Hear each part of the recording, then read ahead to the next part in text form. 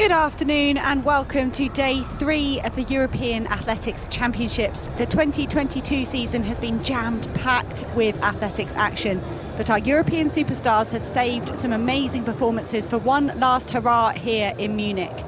The German team performed incredibly well in Berlin 4 years ago, and they're doing exactly the same here in front of an appreciative home crowd. Gold medal performances from Niklas Kaul and Gina Lunkenkampfer had the fans on their feet last night.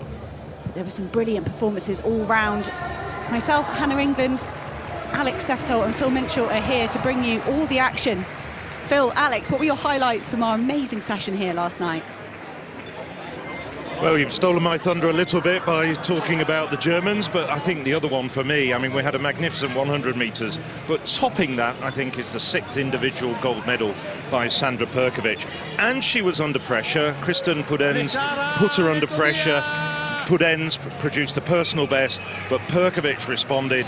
And just remember, it was 12 years ago as a 20-year-old that she won her first gold. 12 years later, 32 years of age, she's still topping the charts on the continental stage. Sandra Perkovic certainly did have an amazing performance last night. And here's a look at the action ahead: women's heptathlon, women's pole vault final, men's triple jump final, and third field final with the women's hammer throw, men's and women's 400-metre finals.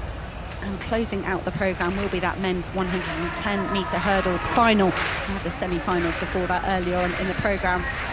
Alex, is there anything else you particularly enjoyed last night? Yeah, I know it's been briefly touched upon, but just Niklas Kaul, those last two events in the decathlon, if you combine the 76-metre javelin and then 4, 10, 1500 right at the end of 2 gruelling days of action, is extraordinary ability. It really did bring all the drama, that men's decathlon. The heptathlon will have its second and third events this afternoon. They'll complete their 7 tomorrow. But it'd be amazing if we could have even slightly the same levels of drama on the women's combined events. Yeah, see, we're looking at the screen there. Here are some of the triple jumpers, including the event favourite, Pedro Pablo Pachado, jumping for Portugal. Ben Williams, some of the other British team. Already saw top Italians, 2 Italians in the final, Della Valle and Irene. And this is what goes on behind the scenes in the warm-up area and in the call rooms. There's physios making sure that everybody's in tip-top shape. And these are the heptathletes. They'll be coming out very shortly for 2 groups of the shot put, the 3rd discipline in the heptathlon. A quick look at Molly Caudry at Great Britain. She'll be in the pole vault final. We had a fun stat. I'm biased. A few Brits up here in the commentary box, but the first time we've had 2 British women in a European pole vault final, and neither of them Holly Bradshaw. And great for Britain to be competing strongly. That's Roberta Bruni of Italy, warming up as well. And that's followed by, well, Tina Sute, who's taken over as Europe's #1 vaulter from the reigning champion Kat Stefanidi. And on cue, I believe, yeah, we go. Yes, Kat Stefanidi. Well, she's won everything. At one point, she held both the European, World and Olympic titles. She's defending her European title that she won in Berlin 4 years ago. It's one of the German heptathletes, Sophie Wiesenberg. Forget her family name for a minute, and there's Adriana Sulik as well, who's going well. Yeah, it's been quite an exciting start to the heptathlon. No one's quite at their best this year. You have to consider that a lot of these heptathletes have already competed at the World Championships and not a huge amount of recovery time. Some have competed at the Commonwealth Games as well. The Brits, Jade O'Dowda, she was the bronze medalist there, and she's one of few actually who've had a lifetime best so far, or even a season's best, with 180 in the high jump. Looking here at Holly Mills, just going through her training drills before the shot put. You know, had they had the shot put when it was the height of temperature in the day, it would have been more difficult in terms of grip for these athletes. So glad for the cooler conditions. Well, we're just flashing back to the triple jumpers. We saw Pachado. This is Emmanuel Ehene, 3 times national collegiate champion, 5th in the World Championships, where Pachado won gold. And there's Dalla Valle, a young Italian. Getting a few tricks, I think, off Gianmarco Tamberi. So these are the standings after 2 events. Nafi Tiam, as you can see, leading from her Belgian teammate Norwitz, and then Adriana Sulek. She was well down on what we expected in the 100 hurdles, but really bounced back in the high jump, getting close to her 192 best. And you can see there Anouk Vetter well down because she was the first athlete to exit in the high jump. Now, again, that's one of her weaker events, and shot put is good, 200 meters is good, and javelin is fantastic. So let's just wait and see how it all unfolds. The decathlon and the heptathlon, we're hoping for a similar story to emulate what the men did, but the 2 competitions, they really are different animals. They have different landscape. It's more a body-breaking event in a decathlon at times. There is actually a campaign. Some athletes would like to see women take part in the decathlon as well, would like to see that kind of equaled up, but the heptathlon, sometimes the predictions are easy to make, aren't they? And a skill set that often, if you are good at the javelin, you can have a really strong sort of momentum on day 2. Of course, the shot put can often be a weaker event for some of these women, and personal bests ranging from around 16 right to 13 meters. Well, I was going to say, you talk about the women's decathlon. It was elevated about 6 years ago to an official world record status. But the problem is, as you probably gather, is that there's very, very few women's decathlons actually staged. And the current generation of heptathletes aren't training for the pole vault or the discus. They're just sticking with their current 7 events at the moment. So there are a few women who would dearly love to transform their skills over 10 events, but at the moment most of the world's top multi-eventers want to just stay with the 7 events. But the new generation coming up, particularly in the United States and North America, are pushing for the decathlon sometime in the near future to be adopted as the multi-event standard. It's the sort of thing you need a down year to happen for people to experiment with things like that, and the time missed through the pandemic has totally robbed us of that. 3 major championships this summer. There's no time to muck around and try and learn a new event and have some fun. Far too much business to attend to. Yeah, there certainly isn't a down year, is it? Incidentally, it's 50 years since in Munich Mary Peters won what was the pentathlon at that point. There was a lovely video on social media made by the Olympic Channel of her being surprised by her former rival Heidi Rosendahl, who after the last event patted her on the shoulder and congratulated her as the gold medalist, and they kind of recreated that, which was wonderful to see. So Adriana Sulek going to start us off here, someone who seems to have great inner confidence. Ever so slightly nervous to get this shot put underway though. So 14.13 is her best in Eugene, and we will see quite a few athletes, I'm sure, go over 15 metres, perhaps including Nafi Tiam. 15.03 this year, 15.41 her best in 2019. So we saw those standings a few moments ago. That's how it looks at this point, but for sure it's going to change in a few moments. So let that be a brief snapshot for now. Just how far can Anouk Vetter climb up? You can see, although she's in 14th place, the gaps in between athletes are quite small, in fact. Emma Osterwegel, if you wonder where she is, she crashed out of the first event, the sprint hurdles, this morning, the Tokyo Olympic bronze medalist. As we're waiting for Adriana Sulek, I want to consult you, Alex. We've talked on a couple of occasions. You are the guru of apparel.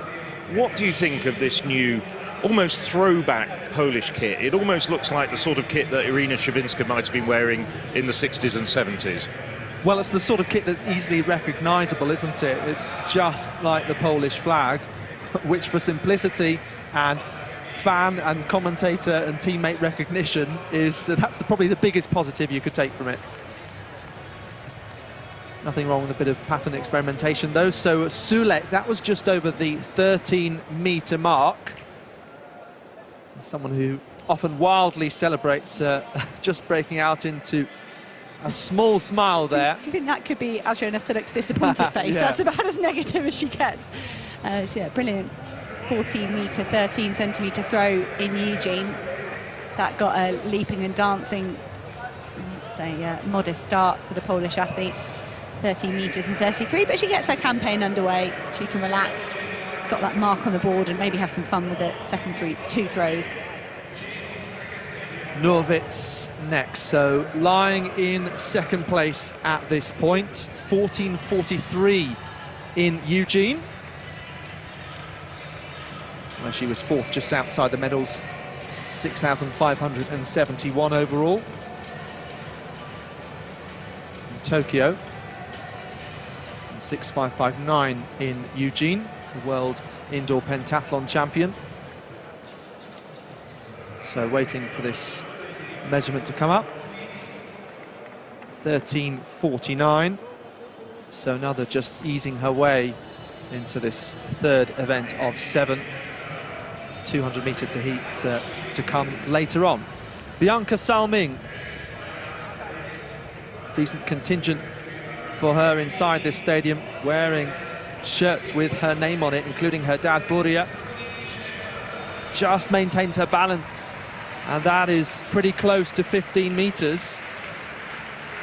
So Salming with a best of 14:48 this year in Gothenburg.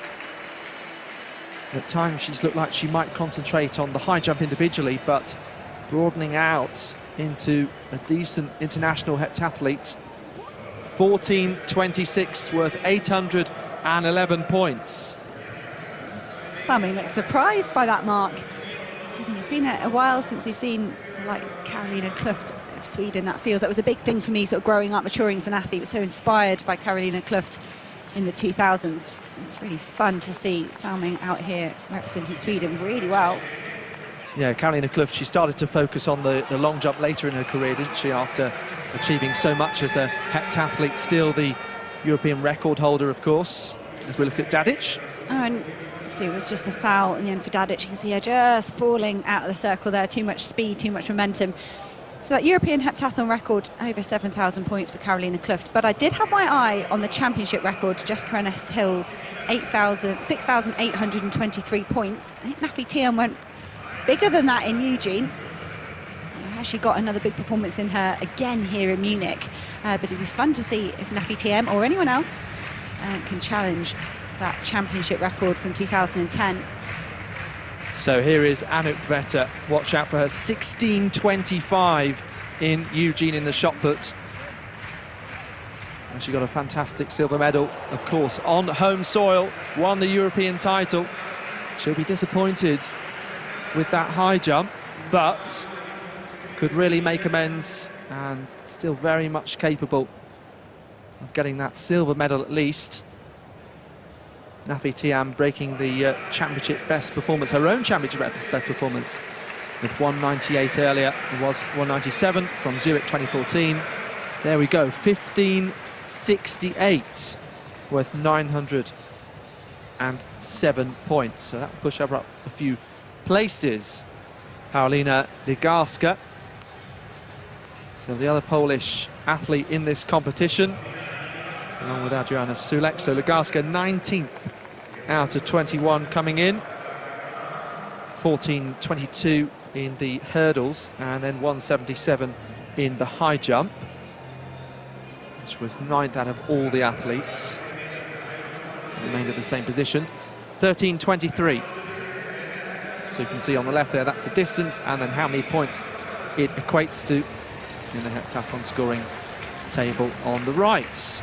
Okay, so Nafi Thiam then so at ease in the high jump, which has always been one of her best events, over 2 meters furthest in her lifetime. And she did attempt 2:01 and was fairly close to it, and this time she's right on that 15-meter line. I saw Nafi Thiam really struggle with elbow injury. It's 2019, Katarina Johnson-Thompson came through and took the world title. I think Nafi Thiam is very good at throwing. We just don't see her do it outside of a heptathlon. We see her come do the high jump and the long jump on the circuit, on the Diamond League circuit. But Nafi Thiam doesn't seem to throw until she absolutely has to.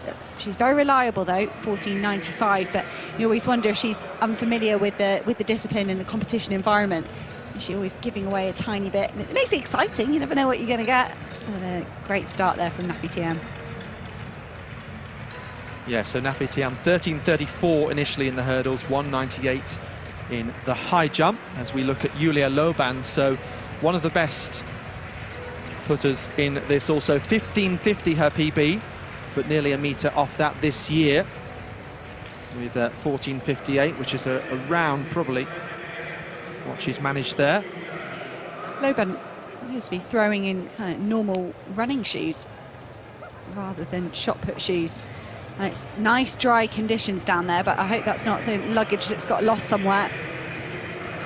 So 13.49. Yeah, we were marking yesterday, weren't we, about the difference in all the shoes and how they've developed over the years, the kind of specialisms, shoes that need different kind of spikes, different kind of supports for stability.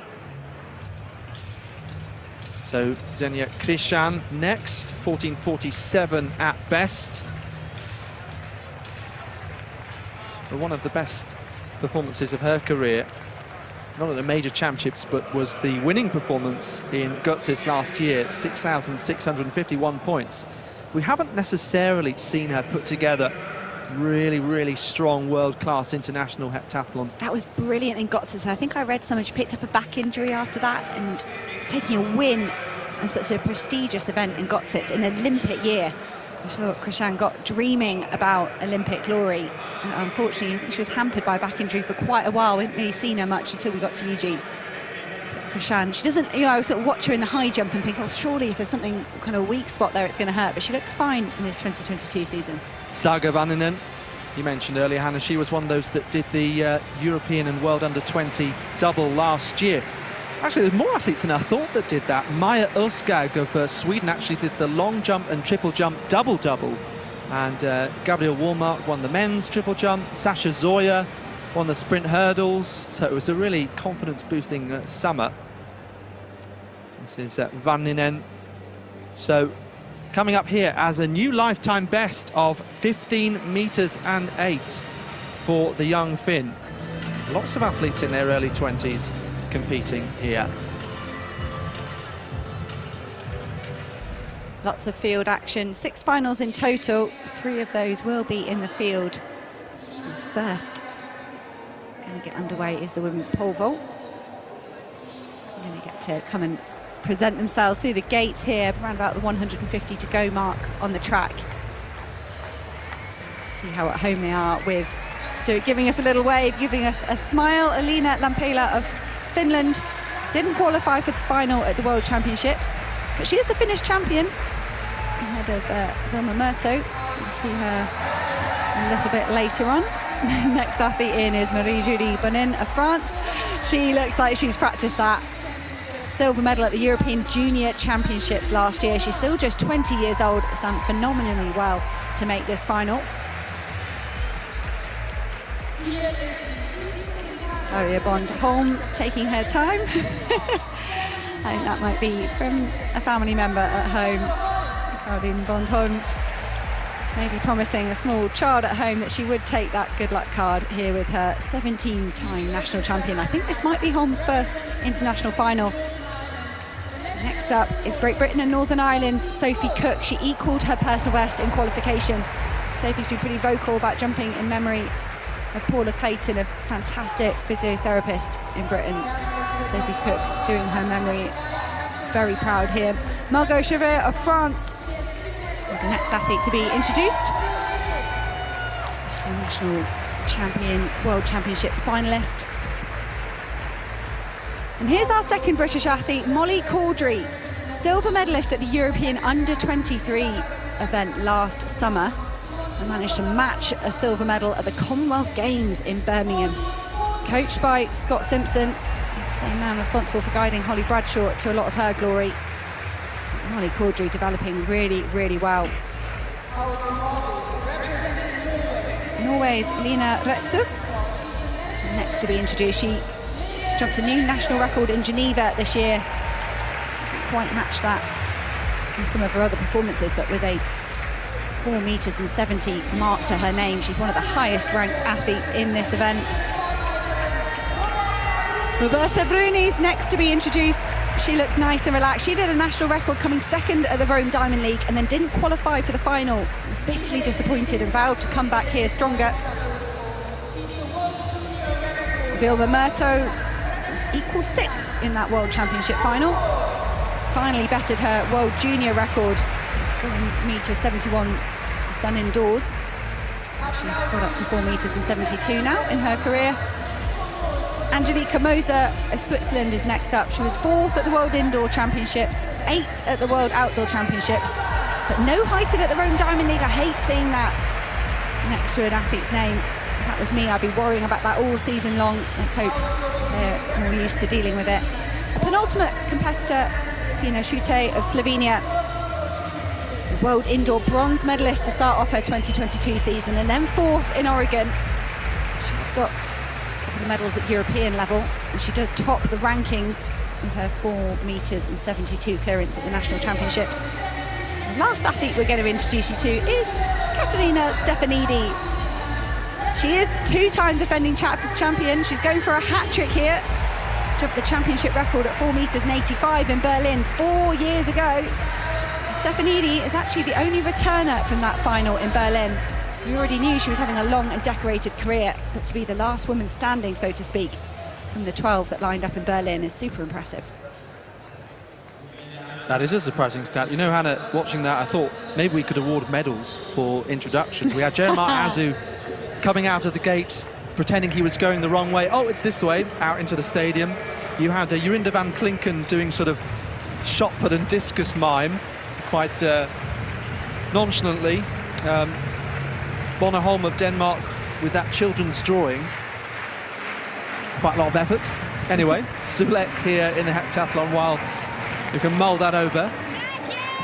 So, mentioned this is one of her weaker events, but doing well so far.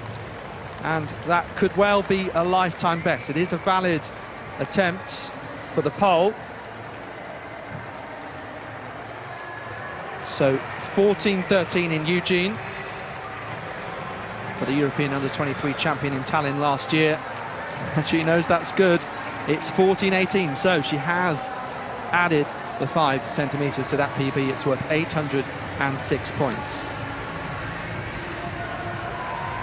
So consolidating her position in the overall standings at the moment, and ahead of Norwitz for now.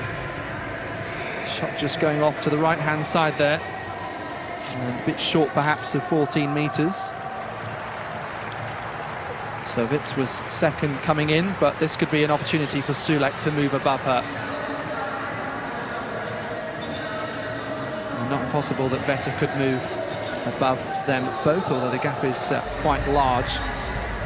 Annick Carlin, best overall in the hurdles.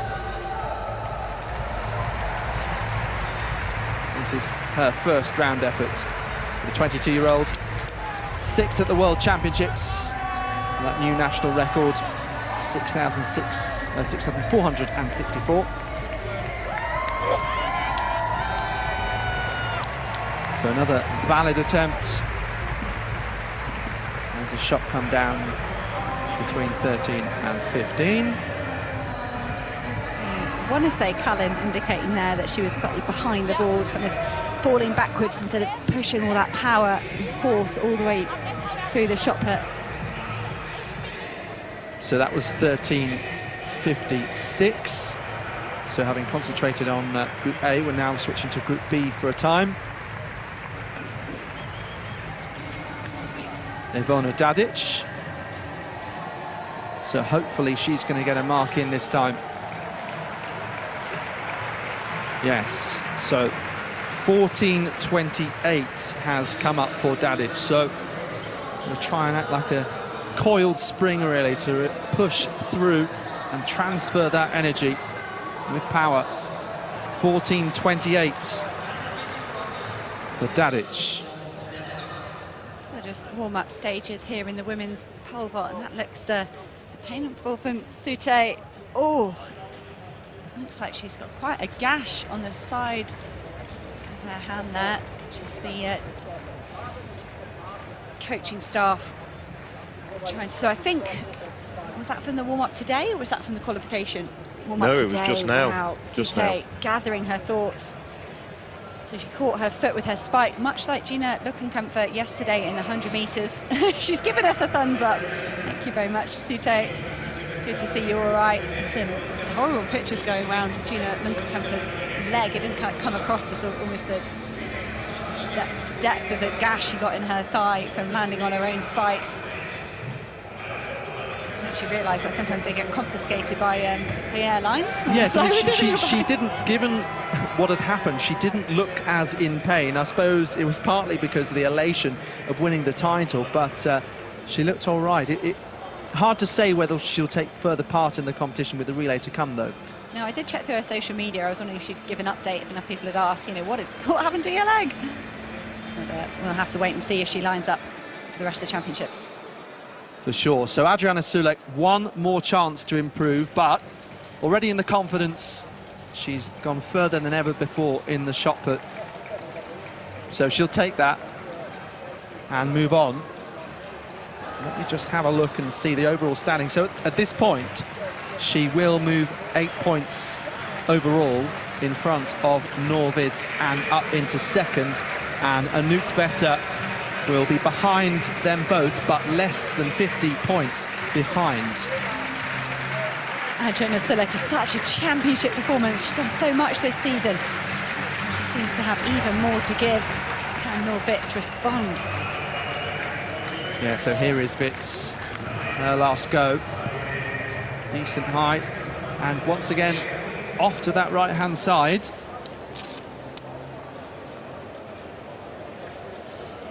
Wits wearing the support strap.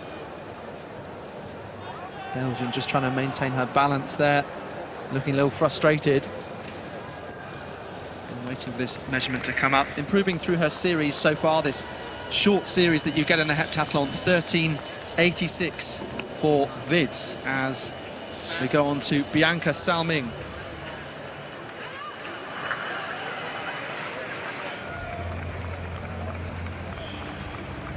So, trying to get that grip just right. Using that linear technique, as most of the heptathletes do, and just stays on her feet. 14.26 to start with. And that may be her best. So, Salming, though, should move herself up the standings as well. 811 points so far. These two groups taking place simultaneously, and Anouk Vetter, the best we've seen so far, 15.68. So live coverage then, day 3, the evening session of these European Athletics Championships. We're seeing just how this heptathlon develops with the 200 metres, the last event on day 1 for these multi-eventers. 14.28 so far for the experienced Ivona Dadic of Austria. And that could well be closer to 15 metres. So Dadic in her first heptathlon of the year. Her PB was set in Berlin, 6,552, where she came 4th. She's actually 1 place higher with a lower score in Amsterdam in 2016.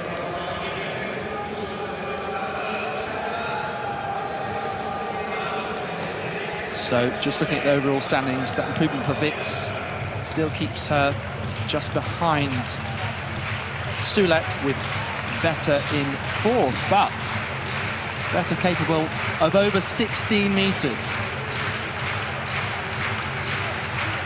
Coached by her father, Ronald.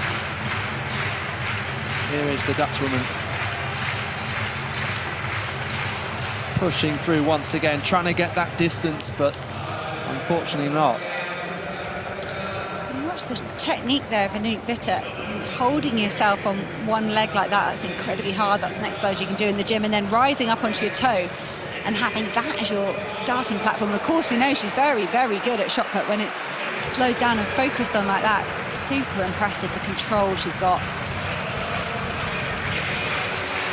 Paulina Ligarska of Poland, so 13.78 so far. Seeing as a Sulek trying to improve through that series, another valid attempt.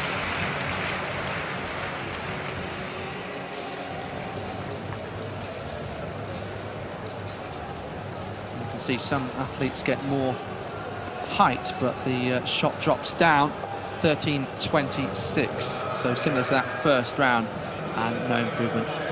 So leaving slightly frustrated. Right, Nafi Thiam, one more chance to extend that lead. Obviously Vetter making up some ground. 49 points, I make it, just trying to quickly do the mental arithmetic. 8.58 and 9.07 for Annick Vetter. So Thiam also keeps her balance and goes just over, it looked like 15 meters. 14.95 so far. Of course, 15.03 in Eugene. And we already know that she was a 10th down in the first event on the World Champs and 3 centimeters higher in the high jump, just in relative terms.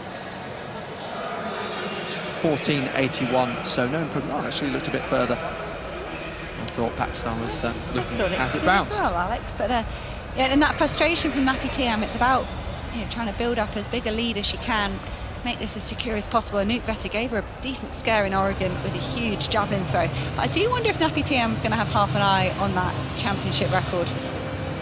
So it would be pretty impressive if she could get that. Well, the women's pole vault is underway in the field. The women's heptathlon shot putters come to an end. We'll have 3 heats of the 200 meters a little bit later on, the 4th discipline. But now it's time for the men's triple jump final. Well, we've got an Olympic champion in here. He's also the world champion. We're going to see Pablo Pachado in action. But by the thunderous music over this sound system here in the Olympic Stadium, you can tell that we're going to have a full lights presentation of all 12 athletes. Well, triple jump, of course. We had 50 years ago, it was the 2nd gold medal of Victor Sanyo. On this occasion, though, the first man out is Marcus Rios, 10th in the European Championships 4 years ago in Berlin. This is the Swede Jesper Hellström, just squeaked into the final.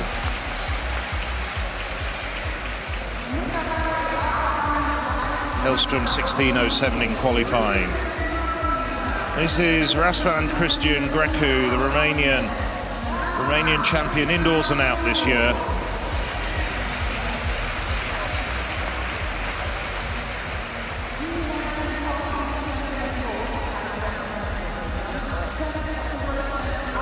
And 2 good Portuguese jumpers in the final. Couldn't quite read that quickly enough. And that was Tiago Pereira, 10th in the World Championships last month. It's one of 3 Italians in this final, Tobia Bocci.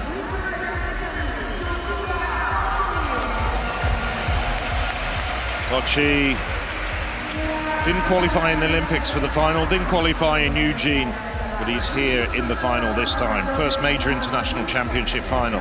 Enzo Hodabar of France.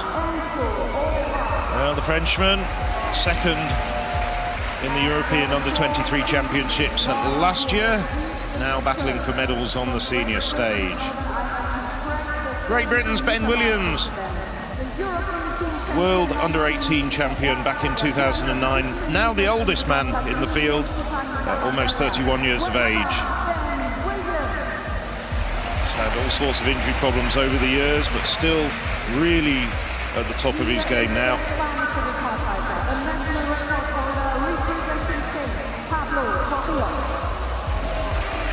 Well, the Spaniard Pablo Torrijos, European indoor silver medal back in 2015.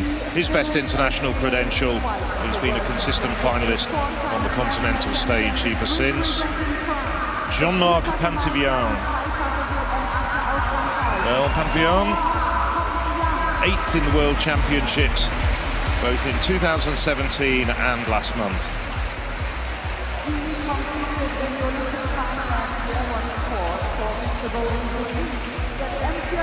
This is the current number two Italian, Andrea Dalla Valle,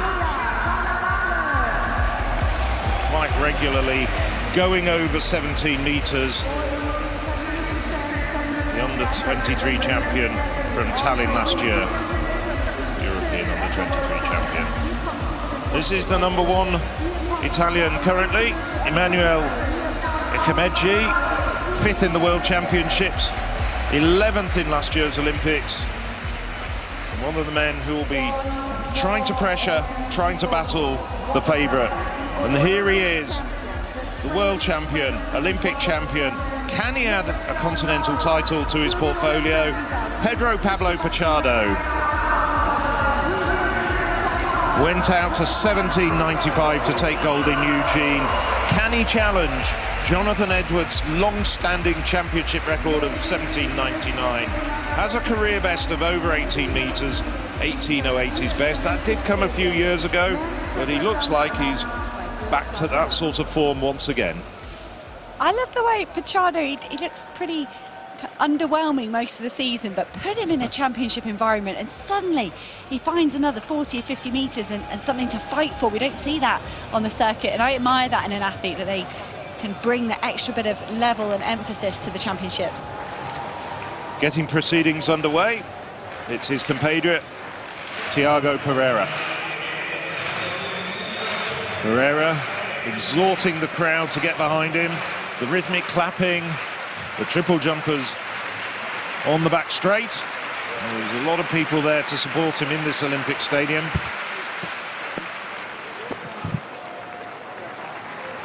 Now, was that a foul to get? I think it might just have been. Let's just wait.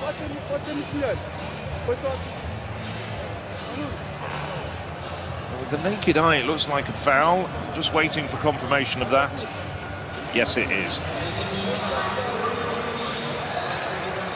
Just over 4 centimetres into what we used to call the plasticine. Now it's a flat board, and there's Hawkeye technology to assess whether they've gone over the barrier into the black, so to speak. Just needs to bring his run-up back a little bit. I'm sure that's what he's been told by his coach.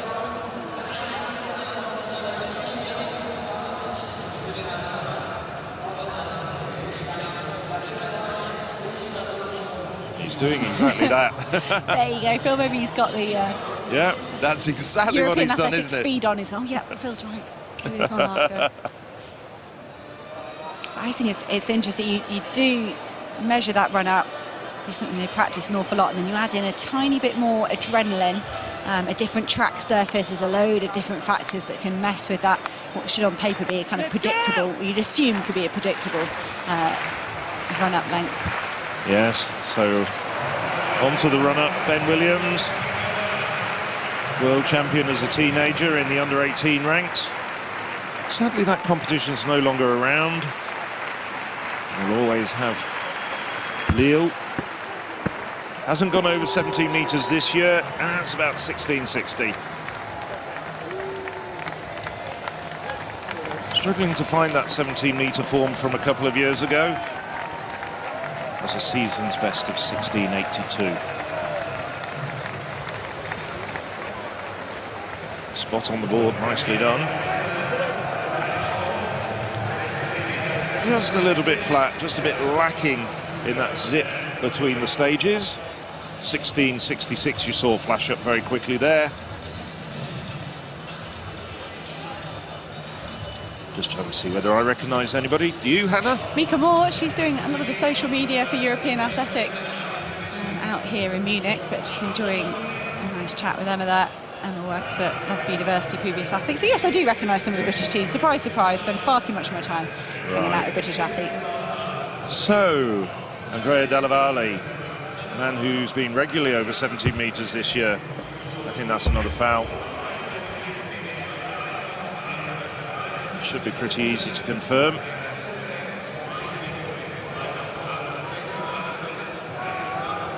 He's quick on the run-up. It is confirmed out in the infield. The red lights have gone up.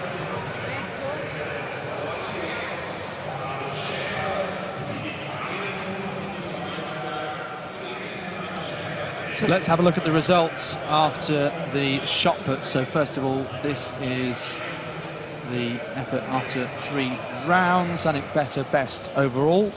And right down to some of those for whom this was a weak event.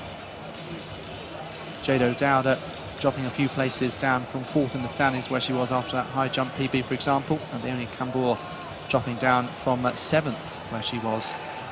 And that means these are the standings after 3 events. So now Anik Vetter, she's gone up 10 places. And so has Vaninen, actually. The teenage Finn and World Under-20 and European Under-20 champion. That's really impressive because we expected Vetter to go close to her 16-metre PB, but shout out to Vaninen as well. So 200 metres, the next event. Heptathletes will have a well-earned break. The bar up to 4 metres and 40 centimetres. Had a few athletes pass. Mrs. Molly Caudry of Great Britain and Northern Ireland, first attempt 4 metres and 40, very well navigated. Molly Caudry really developing into a force to be reckoned with. And there's her coach, Scott Simpson. Very short. Holly Bradshaw will be watching on at home as well. A horrible pole snap over in Eugene, putting an end ultimately to Holly Bradshaw's season. She was a bronze medalist from Berlin. Nicoletta Kyriakopoulou of Greece took the silver, as Katerina Stefanidi took the gold. It was a great evening for Greece. Molly Caudry, first athlete over 4 metres and 40 centimetres.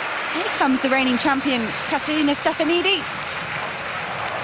Miles over 440. I kind of feel like Stefanidi's building momentum through the season. At 3rd place in Monaco was a progression from the 5th place at the World Championships. And the Greek athlete, could she be saving her best to try and stake a claim to a hat-trick of European titles? Probably too early to call that, but I do like the way Katerina Stefanidi's been looking the last few weeks. Yeah, sometimes when someone's won everything there is to win, you question how much motivation is there, but she said, look, I come to the point where I'm defending all of my titles. Sophie Cook has seen her teammate Molly Caudry go clear first time at 4 metres and 40. Sophie Cook does the same. Personal best in qualification, well, equaling her personal best of 4 metres and 50, so she's just 10 centimetres below that. Great jumping, Sophie Cook. Phil and I, when we were walking over to have lunch, bumped into some of the British gymnastics coaches, and one of them used to coach Sophie Cook when she was a gymnast, so he's walked over, they've got no competitions today, to have a nice look at Sophie Cook jumping instead. That's another advantage of the multi-sport element, not just fans, but current coaches, ex-coaches can all flock in and have a look. Roberta Bruni of Italy's up next. She had a first-time clearance at 4 metres and 25. This is her first attempt at 4 metres and 40. Can she join the women with first-time clearances? She can, and that was a very good clearance for me. Stefanidi still looking the easiest at 4:40, but Roberta Bruni made light work of that. So the 2 British athletes, Bruni from Italy and Stefanidi of Greece, all clear at 4 metres and 40.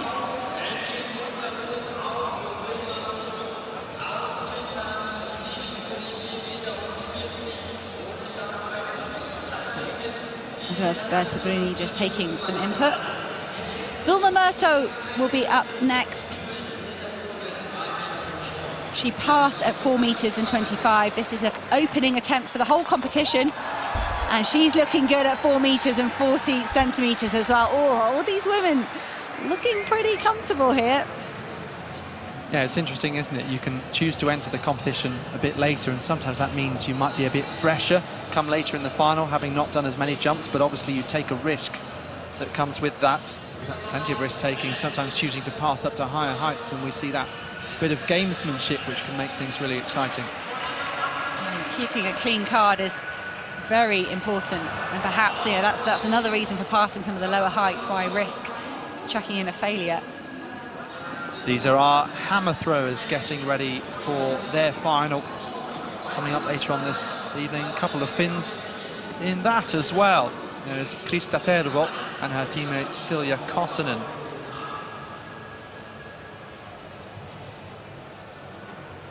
So now it's Grecu on the long jump runner, triple jump runner. 16:44 in qualifying.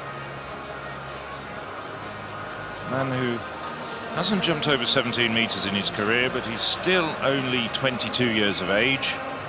Grecu, three times Romanian champion, including reigning Romanian champion indoors and out. There's a few technical problems out there, we've been advised, so there's a slight hold up. You can see the athletes just slightly frustratedly milling around there. In the background, as I'm looking across, some discussions amongst the judges. Have a look at Chute.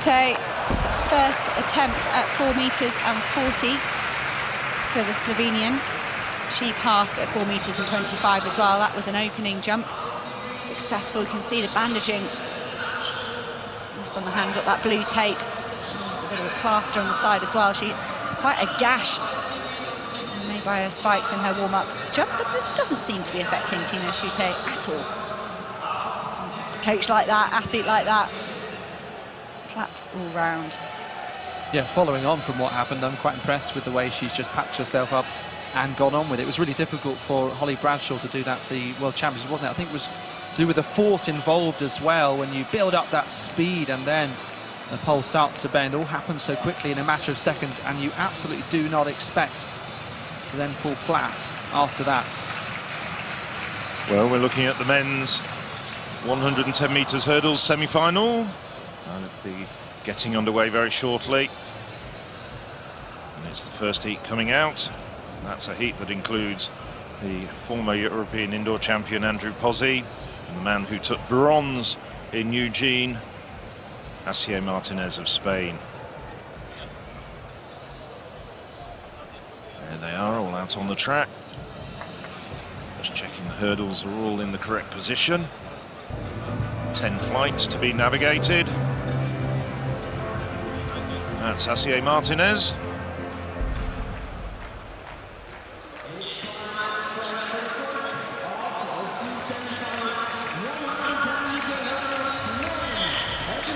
So, looking at the man in lane 1, João Vitor de Oliveira.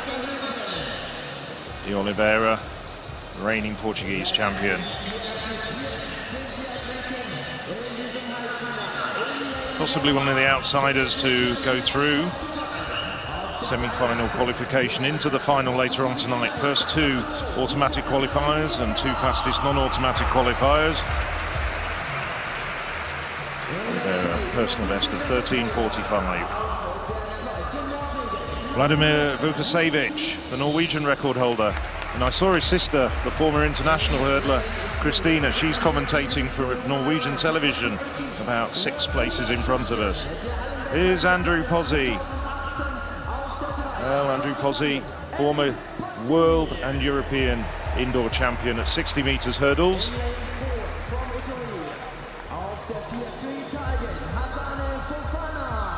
A very good Italian international, San Fofana.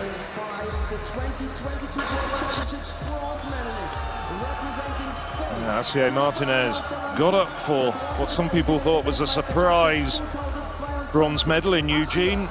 But he's been a classy individual, rapidly making an impact on the international stage in the last 2 or 3 years. Still only 22 years of age. This is Just Kwaumate, World Championship semi-finalist.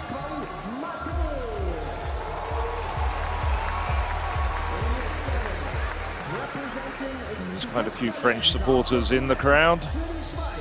Finley Gao, better known as a decathlete, got a personal best of 13:46 in his heat, and also he's running very well at the moment.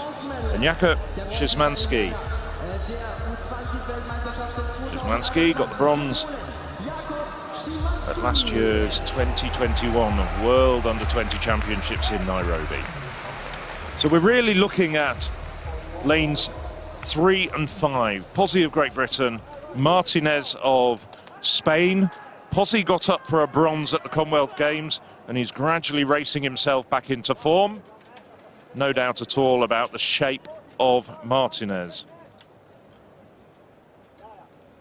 The hurdles, well, all sorts of things can happen. So as they settle into the blocks from the inside, De Oliveira, Portugal, Vukasevic, Norway, Pozzi, Great Britain, Fofana, Italy, Martinez, Spain, Kouamate, France, Gao, Switzerland, and Szymanski of Poland.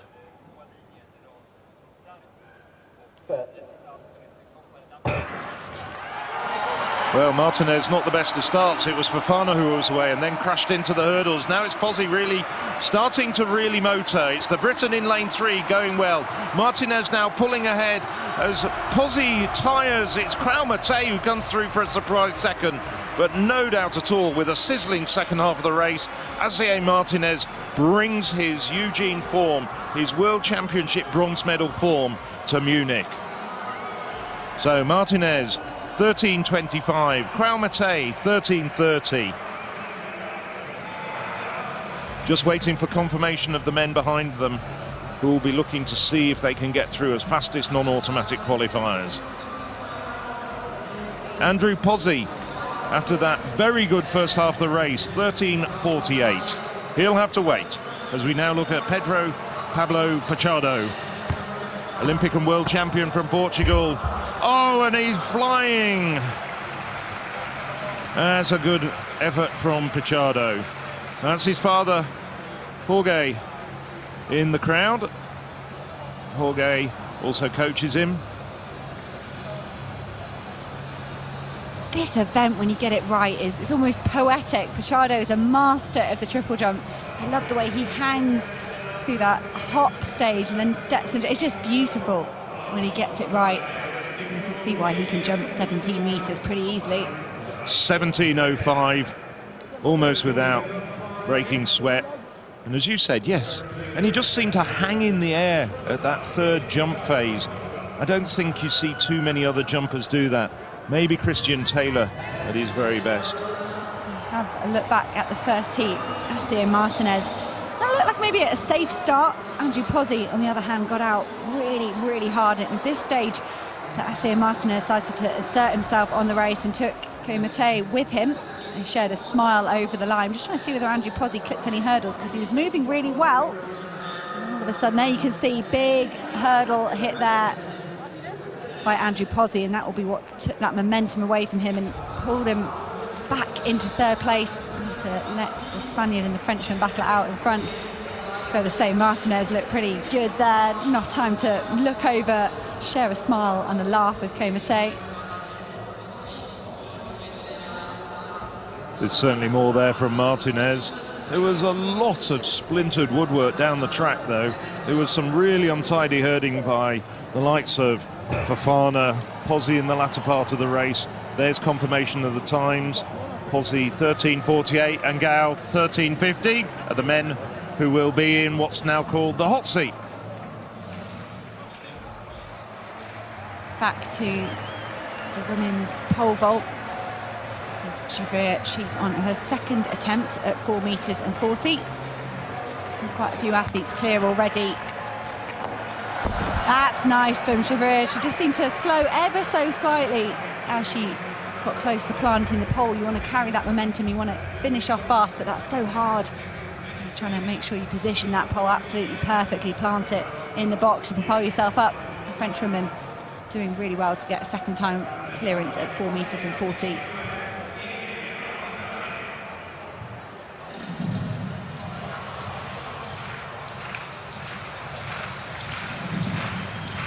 Graphic there, good number of athletes over 4 meters and 40 centimeters. Ihemeji, well, 17.05 is well within his capabilities for this man who's taken 3 very high quality American collegiate titles. Was at the University of Oregon until this summer. No, not quite. Plenty more to come though from Ihemeji. Got 5th in the World Championships, so not that far from a medal on the global stage. We talked about some of these athletes having poker face. I think it was Christian Pudance yesterday, and conversely, the Italian coach there not leaving anything to imagination. I'm sure he'll compose himself before he talks to his athlete. close on the Well, ball. was that? I'm just looking at that. We had the issue with Fincham Dukes yesterday. That was right on the nose. This one is given as a foul. That was very, very tight indeed. He wants just confirmation of that, which is his right. Yes, it was tight, but I think there was half a centimetre toe into the black. Yeah. Saying, yeah, probably what a lot of these jumpers are having to adjust to. His landing didn't necessarily cross that horizontal plane, but he dragged his toe through it. Now Enzo Hodabar, one of 3 Frenchmen in this final.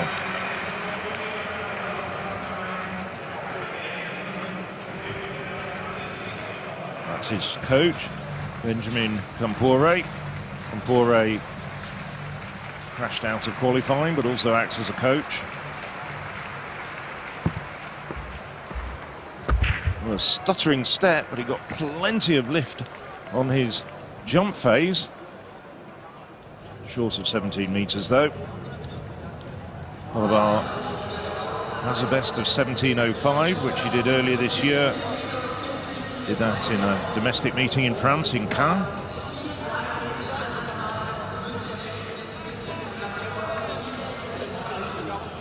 Didn't really get much out of his step phase, but that gave him the opportunity of unleashing a big jump.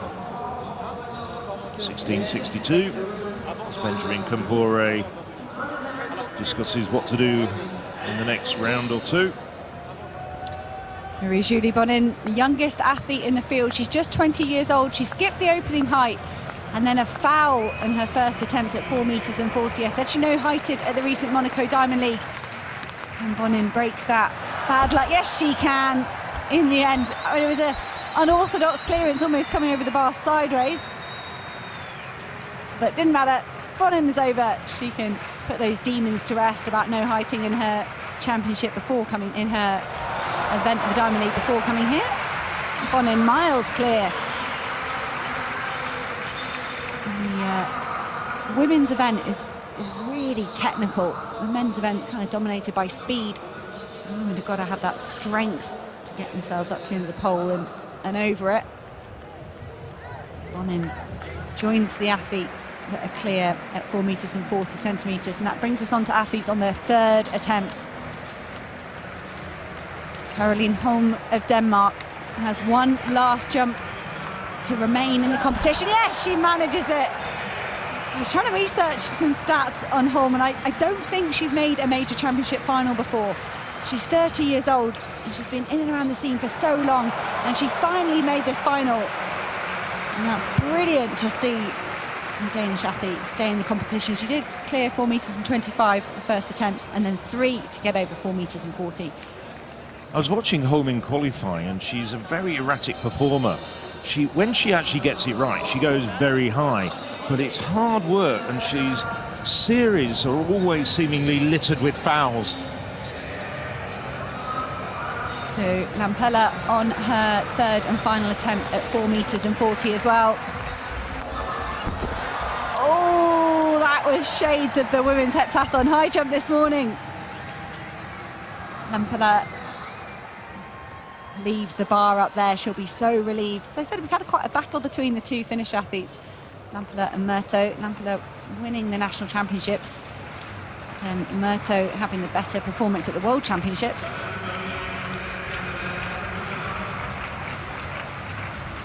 Great crowd shots there. Finnish fans loved that. Great to see the slow-mo as well. She kind of agonisingly leaves the pole behind. There you go, back down. I'll go over this bar. Time to head back to the track for the second semi-final in the men's high hurdles. Lucia Martinez took the win in Heat 1 with 13.25. Clément of France 13.30. 2 men in the hot seat, Sandra Pozzi and Gao. The Brit and the Swiss, they will be given the option to sit in the physical hot seat that European athletics have to make it a bit easier for fans. They don't have to stay there if they don't want to, but we expect they'll be there on 13.48, 13.50, nervously looking on to see if any of these men can better that mark. It's Miguel Pereira of Great Britain. Only got 7 starters. Sebler of Turkey should have been in lane 4, but he's not made it here to the start line, leaving a bit of a chasm there between the athletes. Kusanemi of Finland goes in lane 1. He was 3rd in the second heat. He had to compete in the first round. He set a personal best this year of 13.68. And that's a very subtle supporters outfit they've got going on there. Koen Smet of the Netherlands goes in lane 2. He's 13-time national champion indoors and out.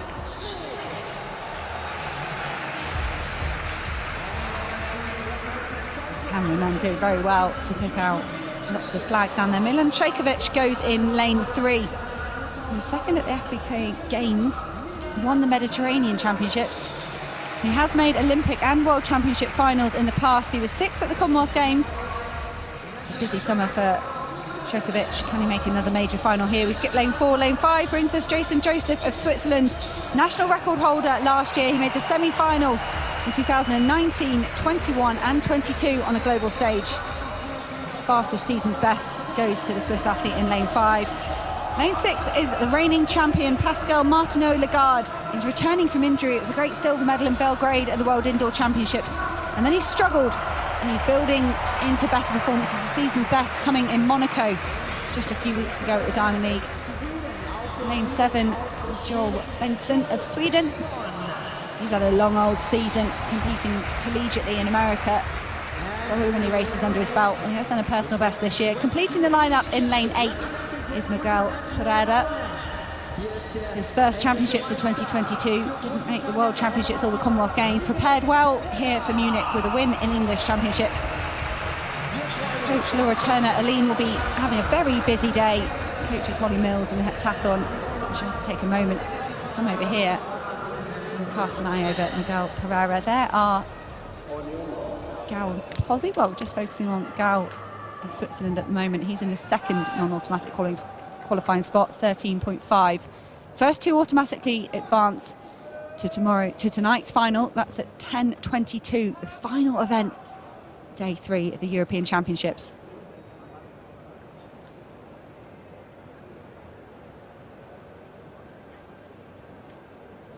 Pascal Martineau-Lagarde, the only athlete underneath 13 seconds so far. Not this season though. Jason Joseph of Switzerland to his side has the fastest season's best. Stand up, please.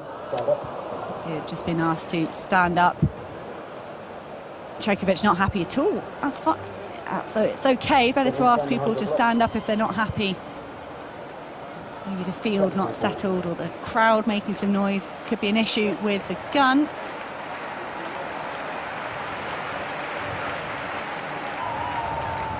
Or whatever it is, Martineau-Lagarde looks like he wants to be the coolest man inside the stadium with those shades. He posted on Instagram that he wanted to come here and burn up the track, brûler la piste. I love Pascal Martineau-Lagarde. He's such a performer, and he always seems to find a way to bring his best to his championships. The semi-final performance in Eugene was pretty good, considering the disruptions he's had in his outdoor season. He was pretty honest about those. And publicly, the Paris Diamond League, I said, you know, I'm not at my best, but I'm hoping I can get there.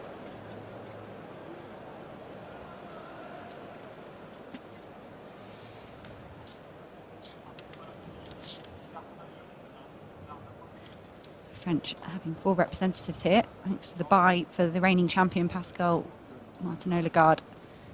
Can he get in the top 2 and make another European final? And no way this time. Fast start from Joseph of Switzerland. Joseph of Switzerland and Trajkovic separated by an empty lane, and here comes Pascal Martineau-Lagarde. Turning back the clock, Pascal Martineau-Lagarde eases off on the line, 13.35 to take the win from Jason Joseph. Martineau-Lagarde got a decent start and then seemed to take his foot off the gas ever so slightly and then get into his running and power down the track. It'll be interesting to see what happened to Milan Trajkovic, because he looked like he was matching Jason Joseph stride for stride. He's going to be out of the automatic qualifying spots and out of the final with that 13.54 if that stays, because that's slower than Pozzi and Gal.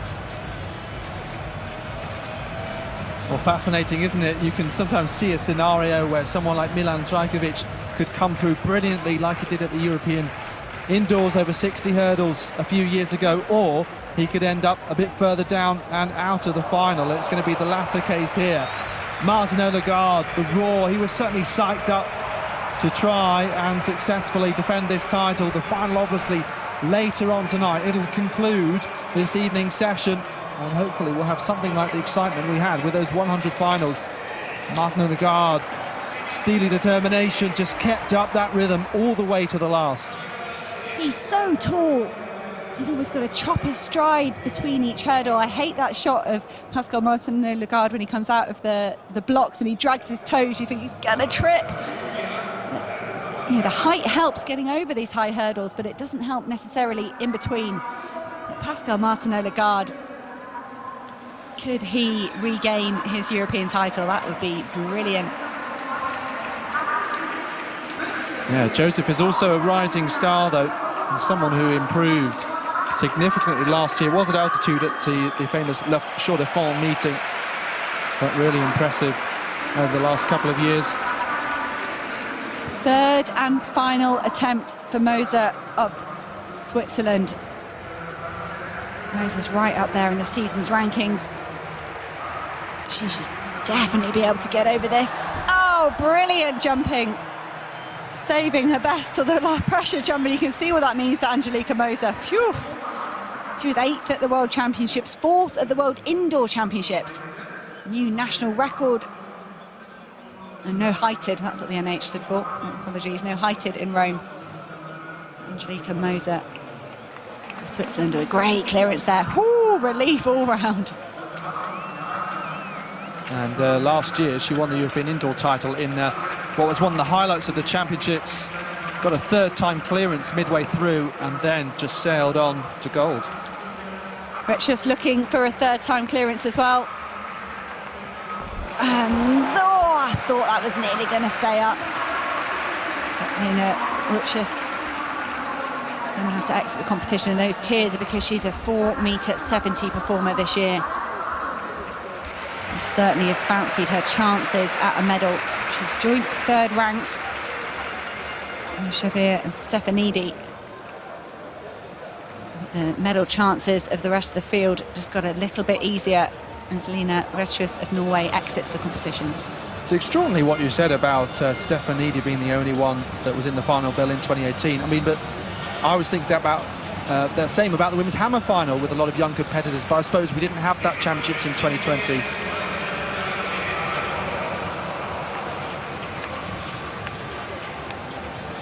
Well, it's the men's triple jump. We're now into the second round, and this is Marcus Ruiz. Foul in the first round. Like an awful lot of other competitors, only 5 men got invalid jumps in the first round. Ruiz is on form, though, improved recently to just under 17 meters, and that's another very good jump indeed. So Marcus Ruiz, recent personal best of 16.94. Not far from it at all. There's a hitch kick at the end of that third phase, the jump. Bit of space on the boards, just under 8 centimeters to spare, so very solid plan. Might have even been a little bit more to come on the jump.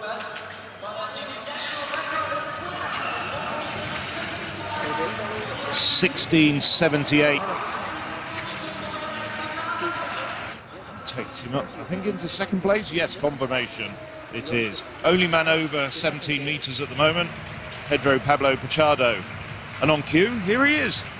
Well, he's the European leader, he's the world champion, Olympic champion.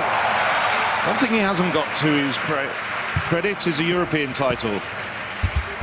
Oh, that is absolutely huge. That's about 17.40. And that is going to be very, very difficult to beat on its own. That's a magnificent jump from Pichardo. Everything just clicked into place.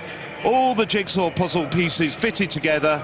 Wonderful step, really tight, solid stride, and then a flying leap at the end of it where he just hung in the air.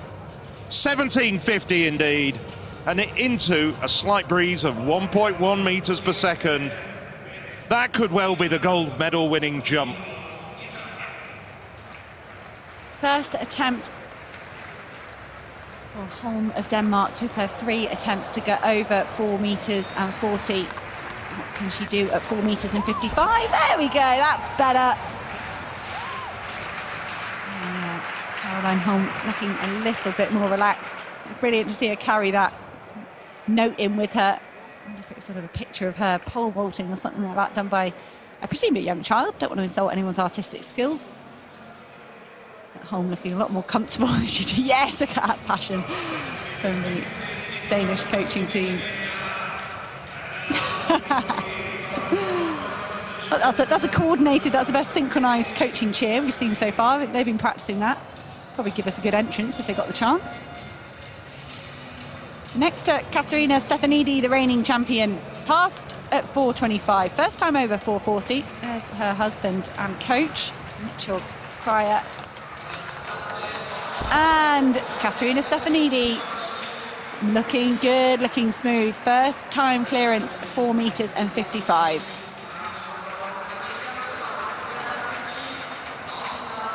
Such great aggression from the Greek athlete. Sprint into the bed there and convert all that horizontal speed into vertical.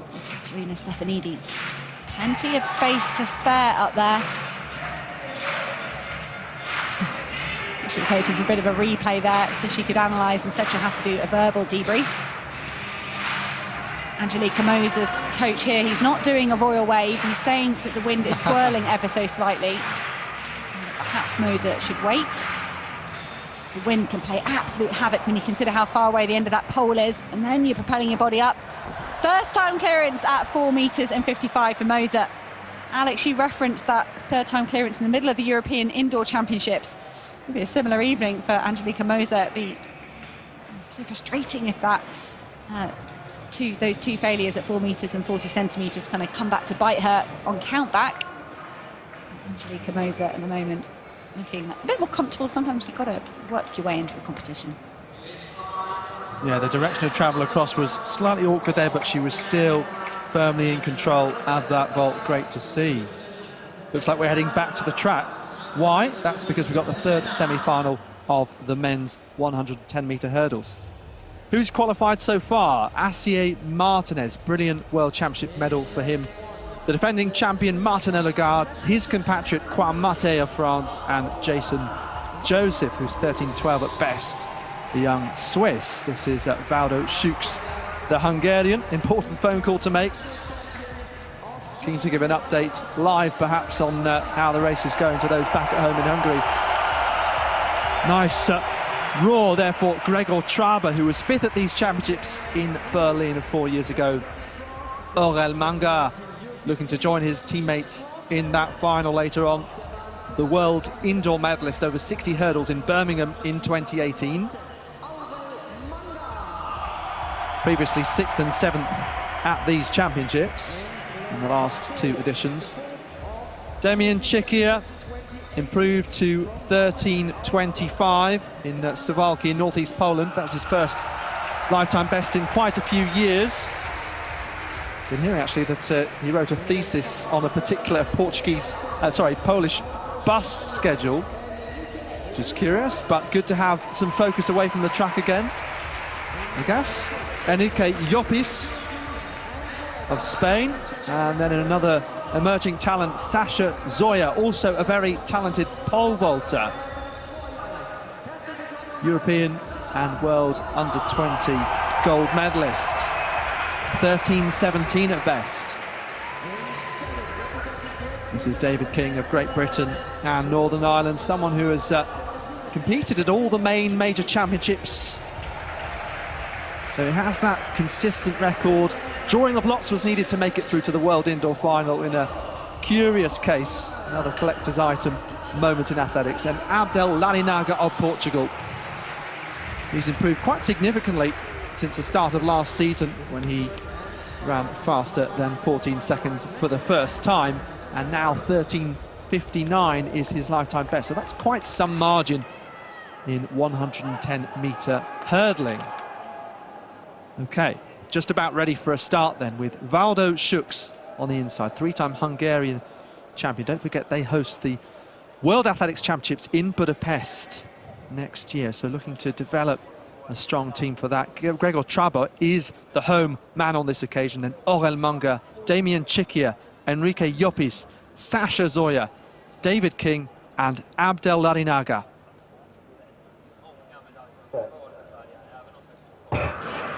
So 2 automatic spots available. Traba going nicely. Manga trying to follow him alongside Chikia, looks to be out. But coming through now, the Spaniard Llopis from Zoya. It's the 2 youngsters who triumph then. 13:32, devastation though for Chikia, who got out of shape there as Finley Gaio waits nervously. Oh, well, you don't want to see someone of such quality go out like that. Hands on head for Chikia, but Llopis delighted with that win as Zoya makes it at least 3 Frenchmen in the final. Manga given a time of 13.7, so that puts Pozzi and Gao in the non-automatic qualifying spots. But I've got to say, I think there was a bit of a clash between Manga and Chikir. I wonder if they had the kind of opposing lead legs. It was very, very busy down there, and a lot of hurdles falling over. Yes, well, Llopis, training partner on a regular basis of Asier Martinez, who won the first heat, coming to bring his very best to Munich. Here we can see a replay of the race. Keep an eye on Chikir in lane 4. It's about the 5th hurdle that he comes to grief as Llopis and Sasha Zoya are starting to forge ahead at this stage. But there's once again a lot of untidy hurdling out there. There's a lot of barriers crashing down.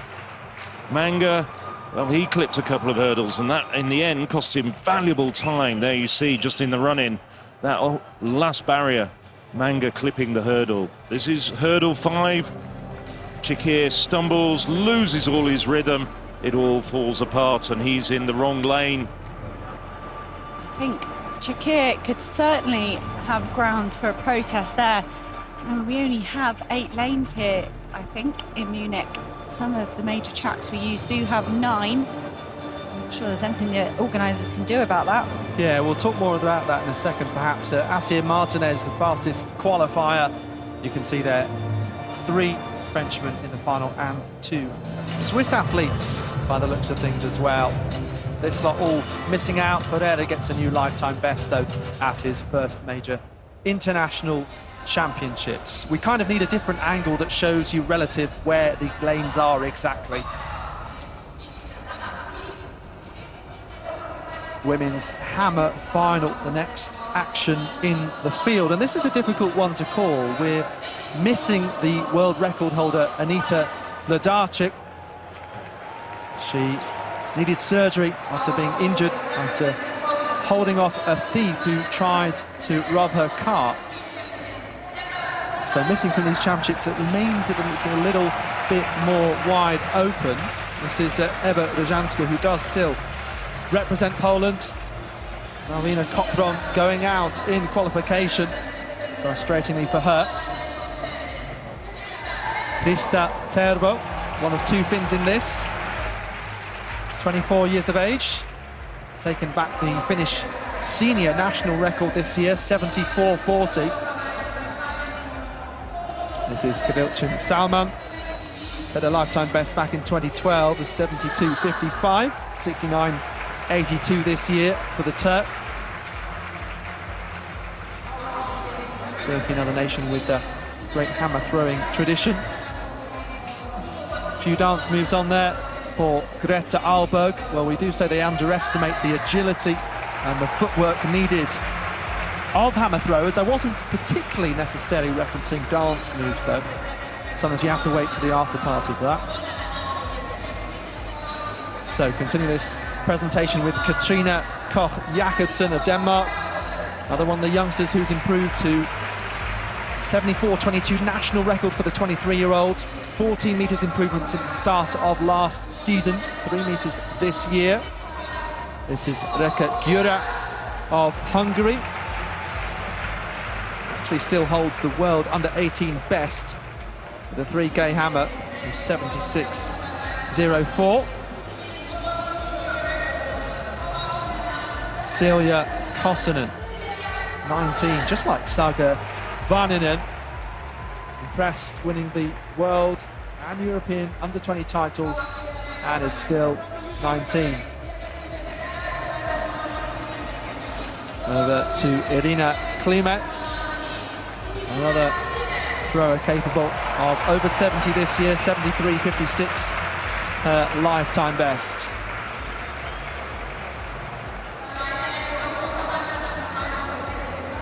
Anna Skidon, best in qualification with 74.57. Incidentally, no woman from Azerbaijan has ever done better than her European bronze medal at these championships in 2016. A couple of silvers for the men in the past. And another contender for this title, perhaps, could be a threat. 6th at the Olympics Games, Bianca Gelber. Balkan champion, also winner of the Francophone Games. Talking of Francophone, Alexandra Tavernier, silver medal 4 years ago in Berlin. So 3 women over 75 metres at best. We've seen 2 of them. Here is the third. 24-year-old Sara Fantini of Italy, 75.77 this year. The daughter of Corrado Fantini, Olympic and European shot put finalist.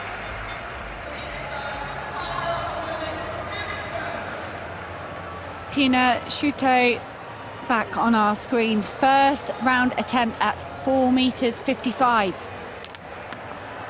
It's dropping her speed ever so slightly into the mat, but didn't seem to matter one bit. Converted all of it up vertically. Again, just checking that gash on her hand. It's Tina Schutte. Clean scorecard at the moment. Could be so important as that bar goes up and up. A lot more women to try and get over 4.55 meters before we can look forward. 4.65, 4.70, 4.75 is what I've got written down.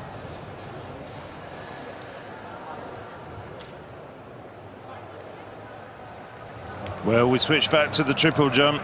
Andrea Dalla Valle in some trouble after 2 fouls with his first 2 attempts. And this is a man I thought was going to be challenging for medals.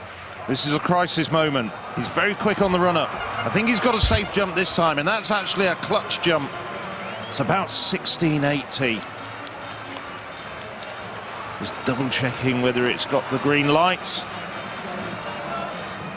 Yes, looks very safe indeed. I think he's actually taken his run-up back. Look at that. 17 centimetres, in fact almost 18 centimetres to the black. So 16.81 though. It was a safe jump, but it moves him up to 2nd place. Now Pontvian, similar situation to Dalla Valle. Oh, I don't know whether that was a foul. Again, about 16.80. And that's Teddy Tamgo, former world indoor champion, former world indoor record holder. I think he knows that's going to get the red lights. No, it's a green, probably by the slimmest of margins. Whoa. Playing with fire. Less than 2 centimetres to spare on the board. With the naked eye, it did look as though it might be a narrow foul. Teddy Tamgo. Well, looks like a group discussion there. There's at least 2 coaches having some input. Tamgo's assistant got a tablet there showing him a replay, I think. Well, he's glancing at that and giving Pontvian, let's just call it advice. Pontvian looking on impassively, still waiting for the distance. Let me just bring you up to date with that a little bit later. So early on in this hammer final then, with Bianca Gelber, just stays inside the circle, and this looks like a good throw. So you can see 70 in the field, and it's to the right of that where that particular line is. So a couple of meters over, building up that rotational acceleration, decent footwork. So what is this measurement? Going to be around 72. Someone who might well be a threat in this final. 72-22. Really strong start in the opening round, and she can afford to go for it with the next go. The bar at 4:55 in this women's pole vault final. We've seen Tina Schute go clear, no problem. This is a second time attempt for Vilma Murto of Finland. Nice clearance from Murto. The adjustments she's made have really worked there. Vilma Murto looking really competent there at 4 meters and 55 centimeters. Hasn't matched the clean scorecard of Tina Schute. Pretty good. So much for these pole vaulters to do in a matter of seconds. So much confidence and ability is needed. Fast down the runway, patient, waiting for that pole to bend up to that 12 o'clock position with your feet in the air, and then just get it right to get over and kiss that bar goodbye. Countryman Marie-Julie Bonin is on her second attempt at 4 meters and 55 as well. Took 2 attempts to get over 4 meters and 40. Just 20 years old. Yeah, very nice. Coach punches the air. And you can just tell the difference in Bonin. She's a bit more ragged over the bar. This isn't gymnastics. It's really a sport that's favoured by gymnasts. They transfer really well from that into pole vault.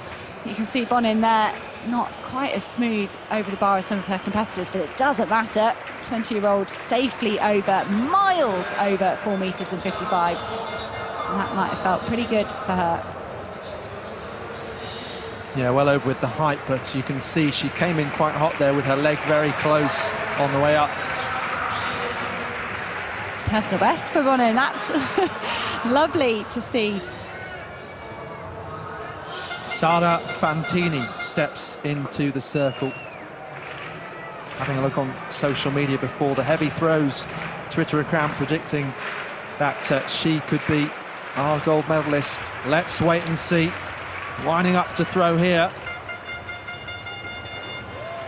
And another effort over 70 meters in this opening round.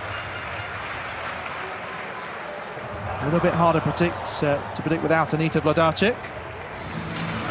Such a complex technical event, though, to master. I was looking at a biometrics report from World Athletics, looking at the angles of release, the speed gained through turns, footwork, and so many different elements, so much joining of the dots.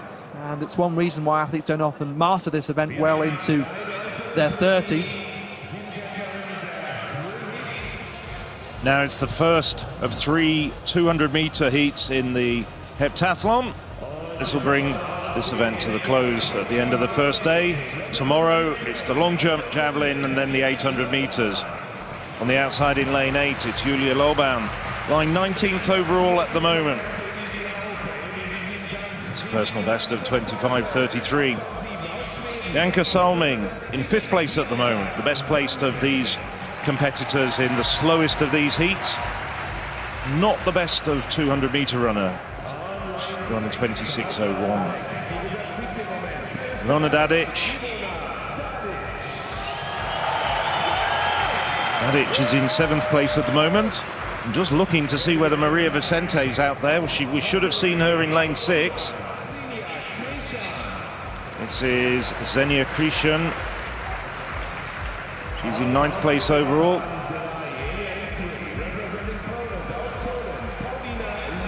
And then Paulina Legarska, equal 15th. No, we're missing the 2 Spaniards. I wonder if that's connected in any way. So we're missing both Conte and Vicente, who should have been in lanes 3 and 6. So we've just got 5 women in this field. From the inside, it's Legarska, Conte, Conte's missing. We've got Christian in lane 4 of Hungary, Dadic 5 of Austria. We're missing Maria Vicente, and then 7, Bianca Salming, and on the outside, Julia Loban. Very much the fastest woman in this field is Ivana Dadic at 23.61. So look out for the blonde-haired Austrian running in lane 5. And indeed she is running extremely well at the moment. So too is Loban on the outside. But it's Dadic in the lead as she comes into the home straight. Then Christian and Ligarska battling for second place at the moment. But this is all about times, as we always say, converted into points. That's a good run from Ivana Dadic. 24.29. Not that far outside her personal best.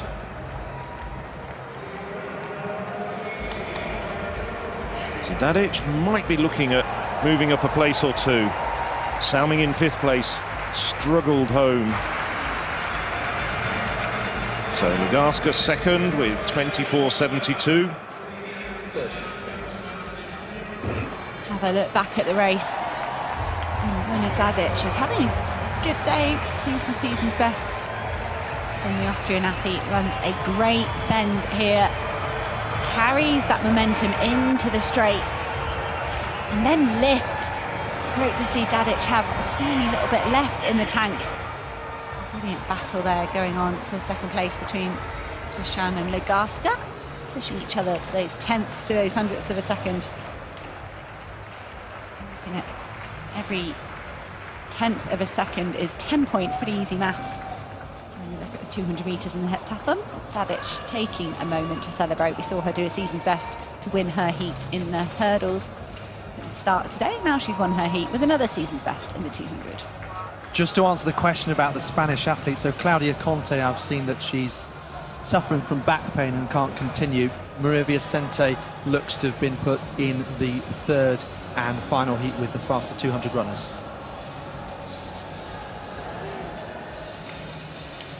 Molly Caudry, 3rd and final attempt at 4 metres and 55. The Commonwealth Games medalist, fighting to stay in this competition, and she does it.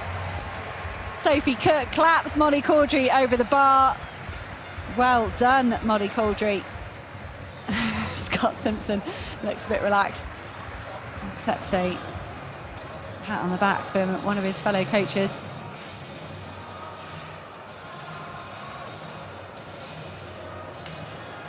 Nicely done for Molly Caudry, but just to pick up your point, Alex, about Maria Vicente being moved into a later heat. In theory, then, they should have closed up the lanes. If Claudia Conte is missing out, didn't start due to a back problem, that's one thing. Maria Vicente was not a DNS. 3rd and final attempt at 4 metres and 55 for Roberta Bruni. She looked brilliant at the previous heights. Phew! Look what that means to the Italian. She didn't make the final at the World Championship. She was devastated. She said she absolutely wanted to come back and fight harder and use this European Championships to make up for that disappointment. She was down the track straight away the next day training in America, because Roberta Bruni turned her attention to Munich straight away. And had she not made that, that would have been her competition over. And look what it means to the young Italian. Brilliant result under pressure from Roberta Bruni. Fascinating to watch on as other athletes celebrate their fellow competitors, and some kind of look on nervously. You have this great camaraderie, but sometimes it's like doing anything competitive with your friends, isn't it? Femke Bol warming up here. We've got the women's 400 final tonight. Lika Klaver, her teammate. Bol obviously going for the flat and hurdles double. Anna Kiel-Basinska and Bamberg Witten, 2 of 3 of the poles that will feature in that final. And nick straight over to Basinska in the women's hammer final. Yeah, another pole and another event in which they are always very strong. Quite a few Polish double podiums at these European Championships. It's going to be harder on this occasion, but Rozhanska, that is an excellent throw. And yet another over 70 metres. So Gelber and Fantini, those 2 great throws, furthest couple so far. So we haven't missed any massive efforts since we last checked in the women's hammer final. Brzezinska may well have made things interesting right at the sharp end of this competition, still in the early stages. Yes, look at that, 71-63. So trying to emulate the likes of Lojarchuk, Kopron, Fedorov, medalists and champions in recent years. We've seen one heat in the women's heptathlon 200. Borna Dadic shaking the win. This is heat number 2. Emma Osterbeagel not taking up her spot in lane 8. Holly Mills of Great Britain and Northern Ireland, 17th overall at the moment. Struggled a bit in the hurdles. And great to see Holly Mills persevering here with these 7 events.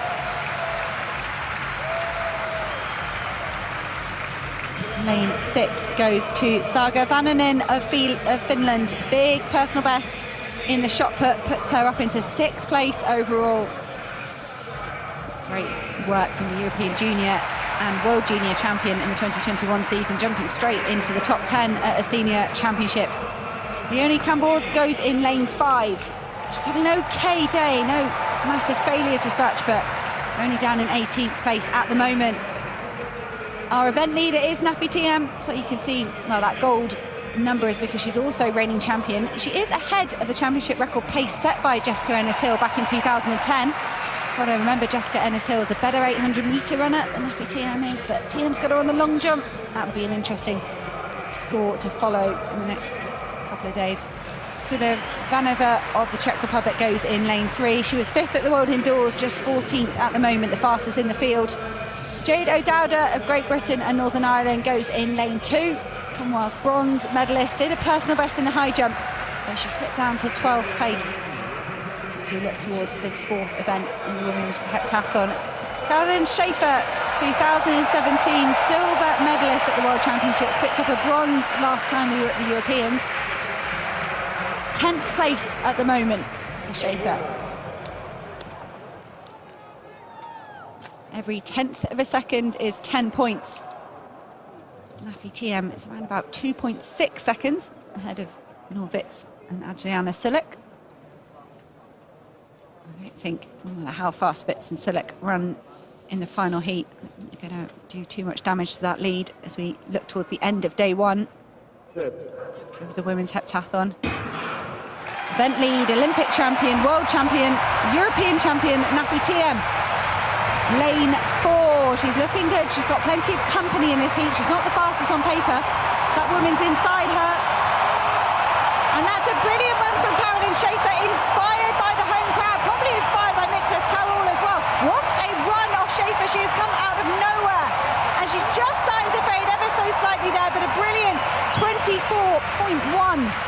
That's quite a sizable season's best from Caroline Schaefer, and I apologise, she did have the fastest personal best. That's not a total surprise. It's her season's best that's a little bit off the pace so far, but Caroline Schaefer, 24.16, season's best. Skrivanova of the Czech Republic getting 2nd place. Yeah, Schaefer seems to be blowing away any previous form this year. 24.4 in Rattigan, now 24.16. Skrivanova did well in the battle of the rest, and yes, you were remarking there, it's quite close between Ennis-Hill's championship record from 2010 and Thiam. So you have a look at her from lane 4, tight inside line for the German, but the crowd, once they saw she was leading, really followed Schaefer home and gave her that extra small percentage. Just having a bit of a look in more detail. 3.143 after 3 events for Thiam, and 3.022 for Ennis, and her time was 23.21 back 12 years ago. Thiam 24.64, so may have kind of leveled up, but we'll certainly follow that story as far as that championship best performance goes from 2010 versus this year. There is Nafi Thiam. She talking to media or contemplating waiting around to watch the 3rd and final heat to see what Adriana Sulik and co can manage. Here is Katerina Stefanidi of Greece. The bar is up to 4.65 meters. Tina Sutaj hasn't attempted this height yet. Here goes the reigning champion, Katerina Stefanidi. Oh, rattled it a tiny bit, but she maintains her clear card. The bar still wobbling up there on the uprights. Stefanidi will add a first-time clearance at 4.65 meters to her previous efforts. Looks like she caught it with her hip on the way down. She just needed to push away a bit more. Still good height. Yeah, we were joking yesterday, it's not the schoolgirl rules, it's if you, despite the fact that you might get off the mat, if it's still wobbling, it can still come down and you can still get a red light. Yes, I've been lied to by my teachers at school, just trying to get me off that mat so everyone can have a go. Right, so Tiago Pereira, we've moved on quite a bit in this competition. Pereira's currently in 8th place, we're in the 5th round. He's got a best of 16.60 in the last round. Just to bring you up to date, we were watching a long while ago, it seems, Jean-Marie Fonvian. Well, he actually did move up into the silver medal position at that time with 16.94. And at the end of the 4th round, that's where he stayed. So, Pereira looks as though he's injured himself just a little bit. He's limping slightly out of the sand. It's not quite as quick as some of the other jumpers. Yes, big foul. Although it would have been a very good jump if it had been measured from takeoff point to where he cut the sand. So he stays in 8th place. Just a little bit of news from earlier in the competition. Pablo Torrijos, the 2015 World Indoor, should say European Indoor silver medalist. He had 3 fouls. And Christian Grecu retired after just 1 foul. Looking here at the heptathletes ready for heat number 3 and event number 4 to conclude day 1. Now, things are quite close and tasty so far as Tiam's performance goes.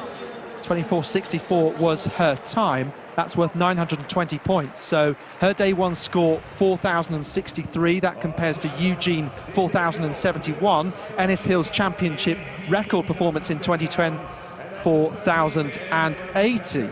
So that's a little update on how that's going.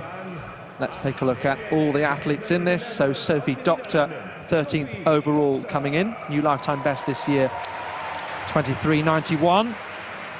Second best Dutch woman in this, Adriana Sulek. Such a strong and consistent performer she's turning into, but still just 23 years of age. 23.77, new best in Eugene. Windy 23.69, her best in all conditions in Tallinn last year, where she won the European under-23s. Novitz, world indoor pentathlon champion. And she ran 23.70 in Tokyo, where she was 4th, 23.92 in Eugene. Anouk Vetter did really well to go up 10 places after really disappointing high jump. World Olympic silver medalist.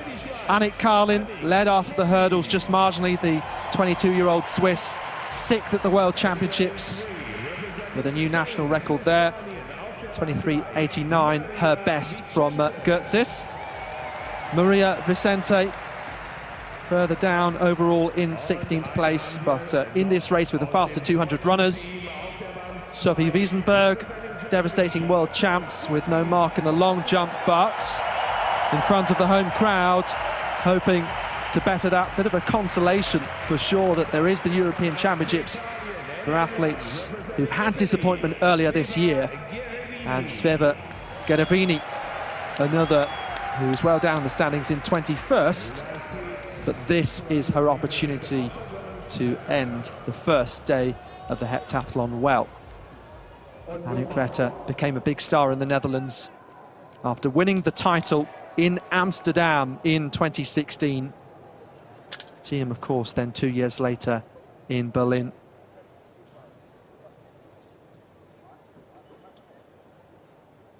So from the inside, Gervini, Weissenberg, Vicente, Carlin, Vetter, Wits, Sulek and Doctor of the Netherlands on the outside. So underway, final action of the day for these heptathletes.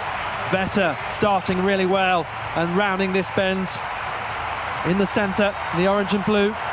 Doctor also going nicely. Carlin now pulling through. But Vetter surely going to win this one. Others trying to catch up behind her. Anouk Vetter, 24.01 for her. And another very good handful of points. Well, all of these women came into this race with personal bests under 24 seconds. None of them could beat it on this rather sticky, humid night here in Munich. But the plaudits go to Anouk Vetter, 24 exactly. Behind her, Kalin and Wits, both timed at 24.14. So that's good points for Vetter. Started in 4th place before this 200 metres. That'll take her up a place or two. Kalin, Wits, also good points for them. Wits was 3rd. Kalin a bit further back in 8th place. Just wait to see how things unfold. And of course, the person who's going to be looking at this really closely will be Nafi Thiam, who was in the preceding heat. Well, Vetter, she was actually the strongest 200-metre runner in this race, a personal best of 23.65, but they were all very, very closely matched. There was just about 3/10 covering them on lifetime best, and so it appeared as they rounded the bend. They were almost 8 abreast, just Sulek drifting back and also on the outside Doctor, and then Vetter starts to put just a little bit of daylight between herself and Kalin on her inside, Wits on her outside, driving all the way through, determination over those final 20-30 metres. Makes it home in 24 seconds exactly.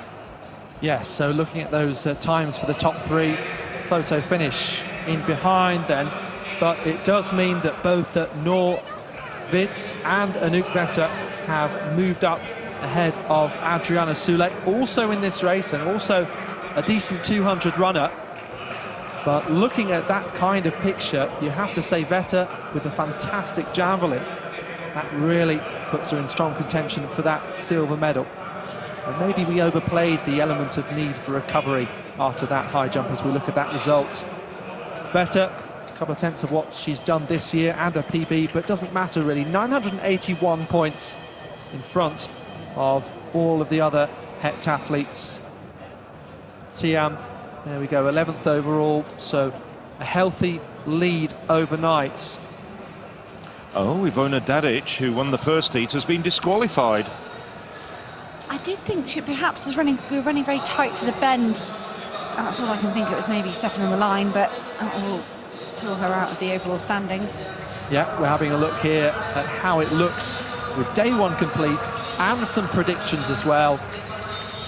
Looked like Sulek was projected to go back in front of Wits and Vetter the silver medal.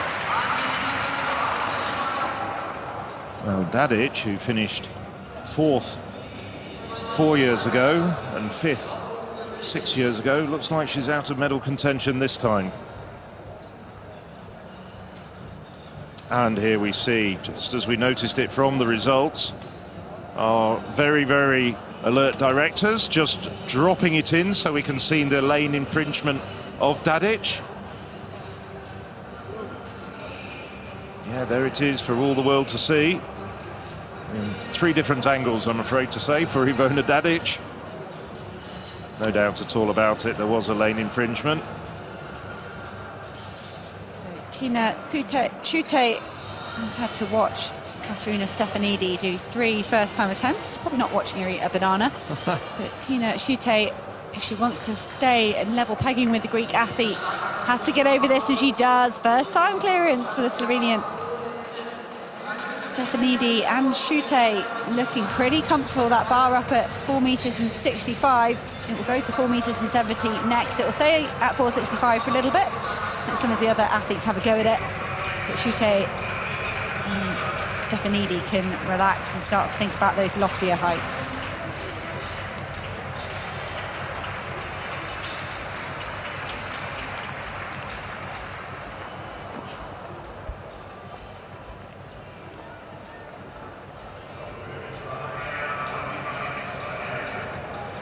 Well, this is the 5th round now, and this is Tabaya Bocci. 16.70 in the 2nd round. Lying down in 4th place at the moment.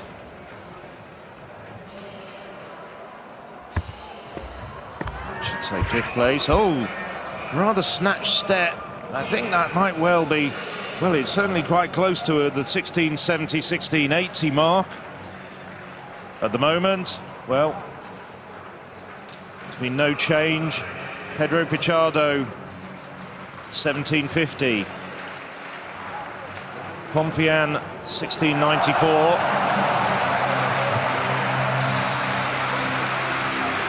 Right on the board. I was saying then, Dalavali, 16.81.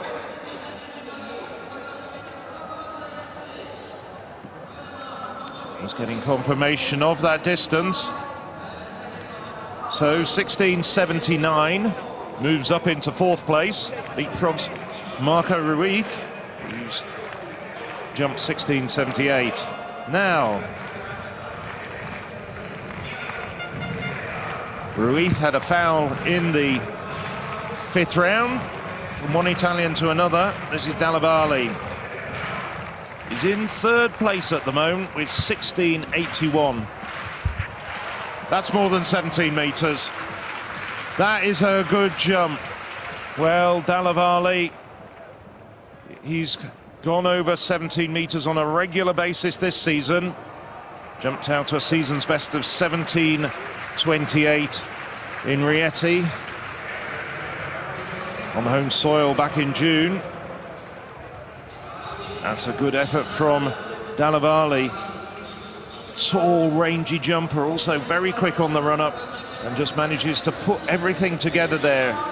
Nice sequence between the 3 phases. 17.04 for Dalavali, and he overtakes Pompian into 2nd place. Bar still at 4 metres and 65. Stefanidi and Chute over. Can Vilma Murto join them? This is her 2nd attempt at this height. The Finnish athlete claps herself the minute she lets go of the bar.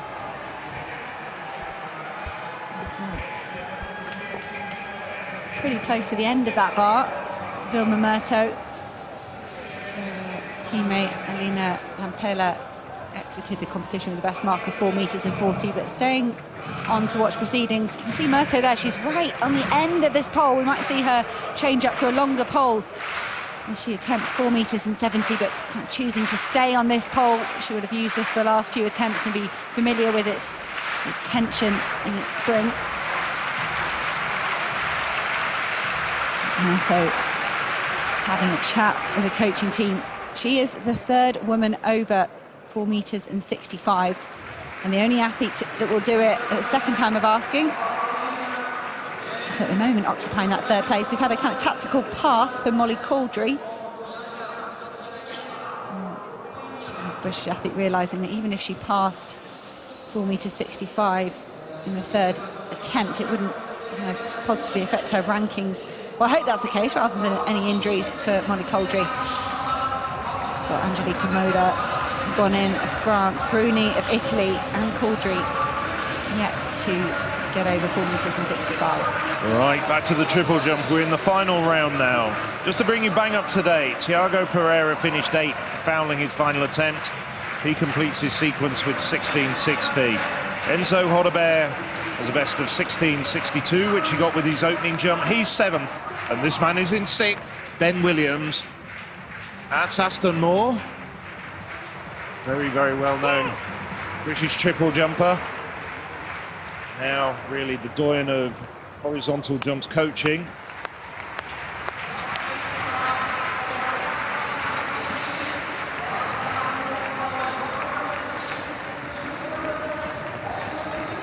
So, Ben Williams, can he improve on 16.66? No. Around the 16.50, 16.60 mark. So Ben Williams finishes out of the medals. Bronze at the moment, held by Jean-Marc Pomfian, 1694. Long way behind the board for Williams.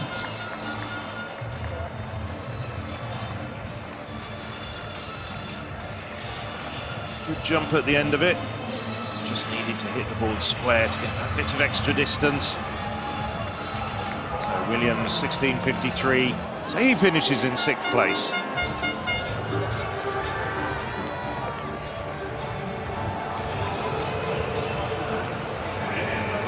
So this is Marco Ruiz. Ruiz, well, he was 10th in the World Championships.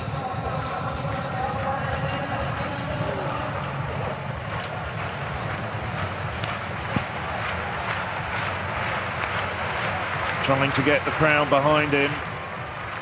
27-year-old Spaniard. 10th in the World Championships. He was 10th at the last European Championships. Well, he's improved on that.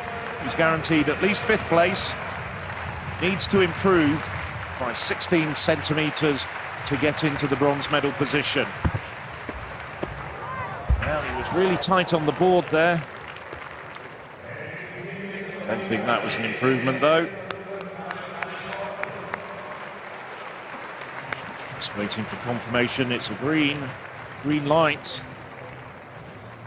Wasn't much to spare as he took off. He had the pitch kick at the end.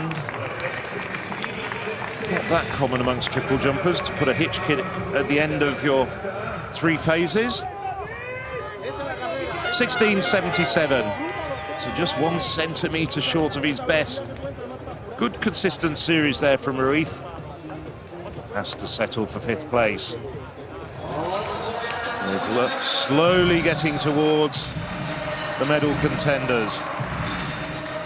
Well, we're looking at Pablo Pichardo. He's passed his last 2 jumps after that 1750 in the 2nd round, followed by a foul in the 3rd. This is Tobia Bocci. 4th place at the moment.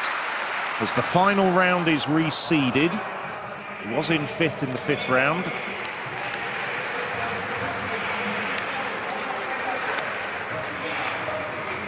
Well, there's one Italian who's guaranteed a medal.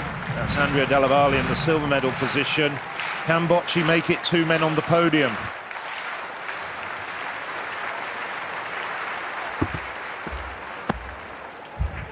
Ooh, no. Just couldn't come out of the step phase, and it was a poor jump to finish. It's 1640, I think. Painful watching, I think, in this last stage. You can see his left ankle kind of giving way there, just dumping all that energy out. Same way he didn't maintain that momentum into the pit. Frustration on Bocci's face and that of his coaching team. So no improvement for Bocci. 1637. Well, we now know who's going to get the medals. We know it's going to be Jean-Marc Pomfian, Andrea Della Valle and Pablo Pichardo. Which order? Still to be determined. But these men are going to need a mighty leap to overtake the 2nd round 1750 from Pablo Pichardo. Pomfian has a career best of 17.17. That looks like a foul to me. Well, it's a good jump, but is it just a foul?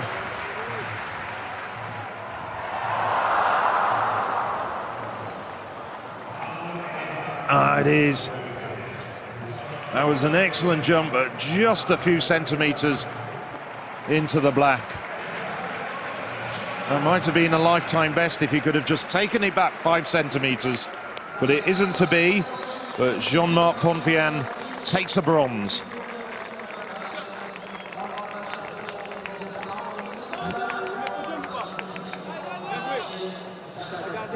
Now Andrea Della Valle, I think in his heart of hearts, realistically, Pablo Pichardo knows that he's probably going to have a European gold to add to his world and Olympic title. But can Della Valle produce possibly the biggest upset so far of these championships by adding 15 centimetres or more to his personal best and forcing Pichardo to take another jump. Andrea Della Valle, sixth and final attempt, guaranteed a silver. Can he turn it into gold? No, I don't think so. I think that's a foul. And so do they. They know that's going to get the red lights. He put everything into it. He wasn't that far over the board. Let's look at it again.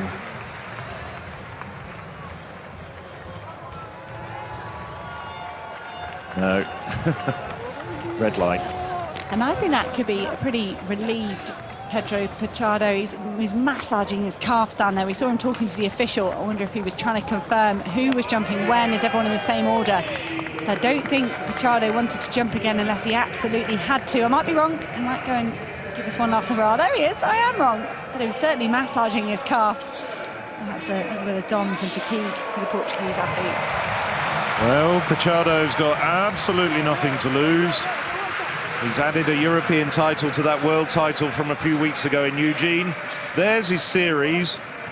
And indeed, his first round effort of 17.05 would have been good enough for gold, but then he extended it in the second round. And we're finally getting a smile out of the man I call the passive Portuguese, the massive Portuguese jumper.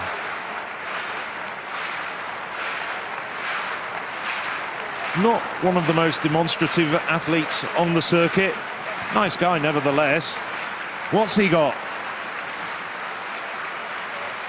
He's quick. No, it's a red. It's a big jump, but I think it's going to be a red. Or is it going to be really on the board? He thinks it's a legal jump. No, I'm looking in the infield. It is a red. Oh dear, oh dear, oh dear. Nevertheless, it's been a good night's work for Pedro Pichardo. And he's proving once again to be not just Europe's, but the world's top triple jumper. But I said it when we started this men's triple jump competition. Pichardo, when we go to the Diamond Leagues and the circuit, he's not always the best, but I love it that he brings that little bit extra magic and oomph to the championship arena. And to be honest, I don't think I've ever seen him relax and smile like that before taking a jump. It's been a big season for Pichardo. At World Indoors would have been disappointing, losing out on the gold medal there. Managed to get the gold over in Oregon and adding another gold here. And I love that. He did look relaxed. He looked like he was enjoying himself, and it nearly showed in his jumping. Yes, well, 4 years ago, Nelson Abora became the very first men's Portuguese champion, following in his footsteps. One Olympic champion triple jumper to another. From Nelson Abora, the baton has been passed to this man, Pedro Pablo Pichardo. But let's give a nod out to the other medalists.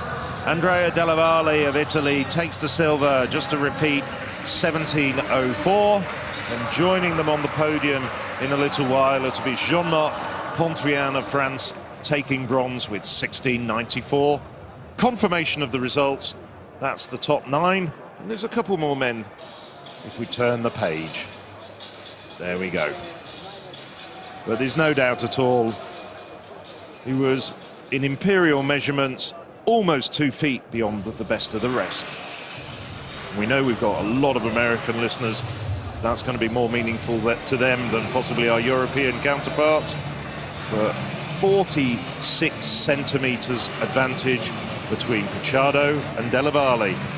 Pichardo, I think, taking the title of biggest flag as well. That flag is huge. Alex Sefter was talking about whether we should run a separate competition for the best entrance into a final, but Pichardo, for the moment, wins the gold medal in the men's triple jump and the competition for the largest flag. But it's time to head back to the track. We've got the men's 400 metre, 110 metres hurdles for men will be after that. Still got the women's hammer and the women's pole vault going on in the infield. Well, we've got the thumping music that signifies the men in the 400 metres are about to enter. And as the camera sweeps down from the roofs of the Munich Olympic Stadium. And of course, the motto of these championships, of the multi-sport European Championships, is back to the roofs. This is Switzerland's Lionel Spitz. Personal best of 45.46 in his heat. Has come through not just his heat, but his semi-final to be here in the final.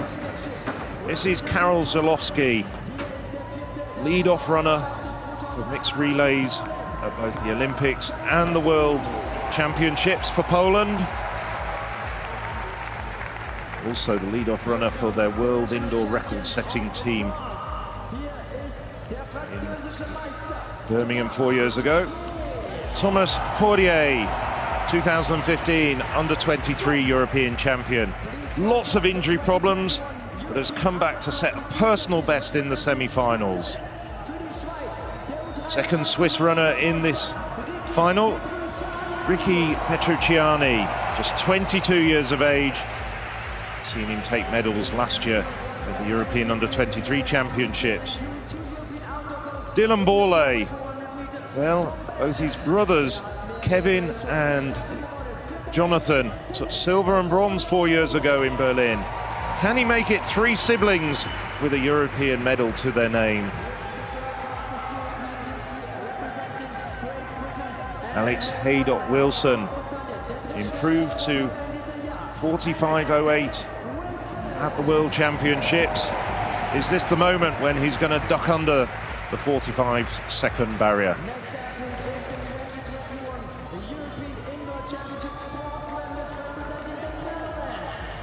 Will this man get on the podium once again? He's got a plethora of relay medals at world and European level. One of the stalwarts of the Dutch relay teams in recent years, the Marvin von Batje. And this man, the defending champion, and I have to say, the prohibitive favourite, 44.35 to become the second fastest ever European. Ran that at the Prefontaine meeting in Eugene earlier this year. Took a silver medal 2 weeks ago at the Commonwealth Games. Matthew Hudson-Smith. Keep an eye on lane 4 as we quickly scan across all 8 men in this final. Hudson-Smith just taking his time to come in from the presentation to get to his marks. They've already been out there to set their blocks. It's difficult to see anybody beating Hudson-Smith. It's going to require a real major improvement from any of these men to really challenge Hudson-Smith. 2 other Britons have won back-to-back European titles, Roger Black and Martin Rooney. Could Matthew Hudson-Smith be the 3rd man in European Championships history and the 3rd Briton to win 2 consecutive titles over 1 lap of the track? As they settle down, Zalowski of Poland in lane 1, Spitz of Switzerland in 2, Portier of France in 3, Hudson-Smith, the favourite, Great Britain in 4, Bonavacia, the Netherlands, Haydock Wilson, Great Britain in 6, Borlée of Belgium in 7, and on the outside, Petrucciani of Switzerland. And they're away. And it is indeed Matthew Hudson-Smith who's started very, very quickly. He's closing down already on Bonavacia. Also running well, Haydock Wilson out in lane 6. It's the 2 Britons at the moment who are really pouring it on over the first half of this race. Haydock Wilson having a really good first 200 metres as they come into the second bend. Hudson-Smith now tired just a little bit down the back straight, but it's Haydock Wilson now holding on, but overtaking him on the inside, running a terrific bend and really going through the gears down the home straight. It's as we expected. Hudson-Smith pouring it on. He's got a European title to defend and he's doing it with aplomb. Petrucciani comes through a distant second, but there's no doubting at all. Unofficially, 44.54, European champion once again. It's Great Britain's Matthew Hudson-Smith. What a season for Matt Hudson-Smith, retaining his 400-metre title. When he won in Berlin, everyone was saying, oh, we knew that was coming for ages, and then it was a torrid 4 years for Matt Hudson-Smith on and off the track. Petrucciani of Switzerland doing some nice celebrations there as well. Matt Hudson-Smith, 3 championships, 3 medals, and Alex Haydock Wilson gets the bronze. That was a brave run from Alex Haydock Wilson. He committed early on. Thought today might be the day he'd sneak under 45 seconds, but I'm sure he'd take a bronze medal instead. Here's a few stats. Matthew Hudson-Smith's winning time just 1/100th of a second outside the long-standing European Championship record of Ewan Thomas, which dates back to 1998. Ricky Petrociani just 1/100th outside his own personal best. Alex Haydock-Wilson, a cracking run from the young Briton, 9/100ths outside his personal best. Matt Hudson-Smith works with his coach, Gary Smith, the same coach. Stephen Gardner, Gary Evans, apologies, mixing up their surnames, they're not related. But Gary Evans loves to have his athletes work on different parts of the races, and I very much felt Matt Hudson-Smith was relaxed through that first 200, and it was at 150 that he started to kick in. We've seen him practice those different parts of the race in various rounds at the British Championships, at the World Championships, Commonwealth Games, and at the Europeans. I think that was the race plan here. Finish hard, power down that home straight, and nobody could lift with the change of pace of Matt Hudson-Smith. I wonder if he can set his sights on that European record and perhaps some Diamond League races. And it was a brilliant finish for the young Swiss athlete in second. And look at Alex Haydock-Wilson giving it everything to stay ahead of Marvin Bonavaccia for the bronze medal. It came down to the thousandth to decide the final medal. Well, you were talking about the European record. That stood to Thomas Schönleber since 1987 when he won the world title in Rome. 44.33. Matt Hudson-Smith improved to 44.35 earlier this season, and this is not a quick track. We've seen that in the sprint times. We know that it's an old track, it's been repaired, it's been refurbished. That was a terrific run from Matt Hudson-Smith. He has said this year that he doesn't care too much about the times, he just wants to add to his medal collection. That's exactly what he's done. Petrociani, someone who only 3 years ago was a European under-20 medalist, and that was bronze, so senior 3 years later and one higher step on the podium. There's confirmation of the results. Matt Hudson-Smith, 44.53, followed home by Ricky Petrociani and Alex Haydock-Wilson. Back with the women's pole vault, the bar at 4 meters and 65. Holm, failed to mention, it was a national record for the Danish athlete at 4 meters and 55, and that is where she'll finish the competition. But again, clap there from Caroline Holm. Great to see her hit that national record height at 4 meters and 55 and make her first major championship final at the age of 30 after trying so many times and giving a brilliant representation of herself. Katerina Stefanidi watching on, always supporting her competitors. You can see still just Murto, Schute and Stefanidi over 4 meters and 65. Here's Angelika Moser's final attempt. Ah, that was so close for Angelika Moser.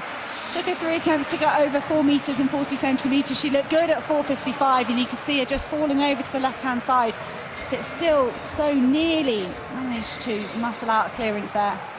Angelika Moser will be bitterly disappointed. 4th place next to her name at the moment. She's tied with Caroline Holm because they have identical scorecards, but we still have a few athletes down there going to have a go at this 4 meters and 65.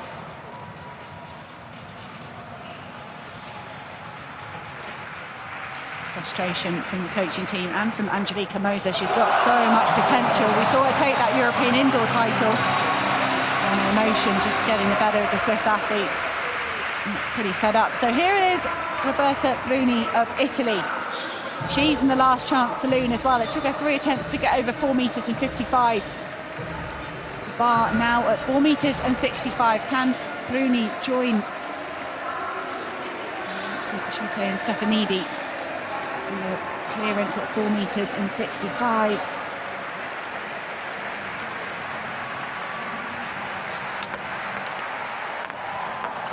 Bruni, you can see she just lost some of that speed and penetrate further enough over the bar, and she knew it. She was doing everything she could to get her high point further towards the bed over the bar. Bruni has had a good season so far. The national record holder for Italy this season. Hasn't managed to recapture that form at the World Championships or here in Munich.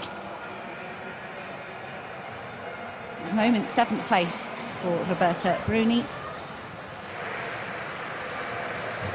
Molly Caudry up next. She passed her final attempt at 4 metres and 65 because she knew even a third time clearance there wouldn't affect her overall position. So she has one attempt at 4 metres and 70, and she runs through. Molly Caudry is attempting something she's never done before. That would have been a personal best. So Molly Caudry will stay down in 7th place, sharing that with Roberta Bruni.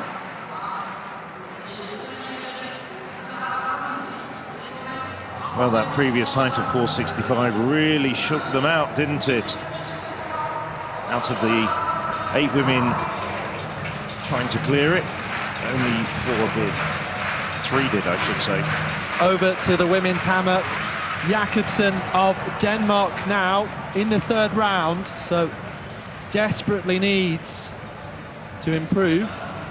67.85 is in 8th place at this point. May well be close to that. Katrina Koch-Jakobsen, 74.22 this year.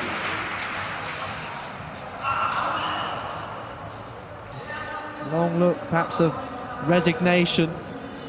It's only going to move her up into 10th place. Not enough to make it through for 3 extra throws. The bar now up at 4 metres and 70 in the women's pole vault final. Molly Caudry had a failure. She passed her final attempt at 4 metres and 65, so she exited the competition. Here is the defending champion, Katerina Stefanidi, trying to maintain her clean card, and she does it. Was that yelp from her halfway over the bar? I think it was. Stefanidi, I said she's looked better with every competition this year. 5th place at the World Championships, 3rd in Monaco.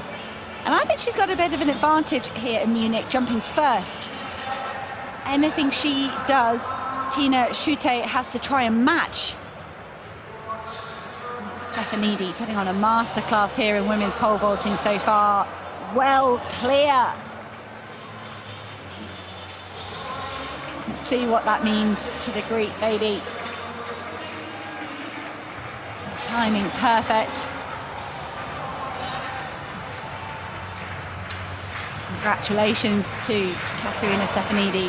Ooh, could she go for a hat-trick of titles? It's too soon to say that. Matt Hudson-Smith, could we see him go for a hat-trick of titles in Rome in 2 years' time? He's celebrating that brilliant bronze for his teammate Alex Haydock-Wilson, every bit as much as his own gold. Okay, Tina Schutte has just seen Stefanidi go clear at 4 metres. 75. Can she do the same here? Apologies, 470. So it was a first-time failure for Schutte at 470. We missed that. She's over at 470 at that 2nd position because of Stefanidi going over first time at 470. So Katerina Stefanidi in the driver's seat at the moment. Schutte just drifting to the right-hand side, but punches the air nonetheless.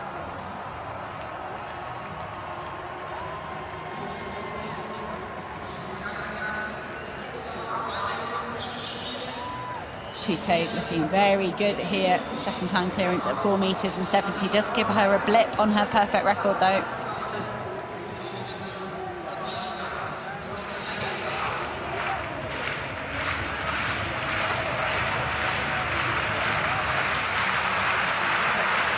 So the bar up at 4 metres and 75.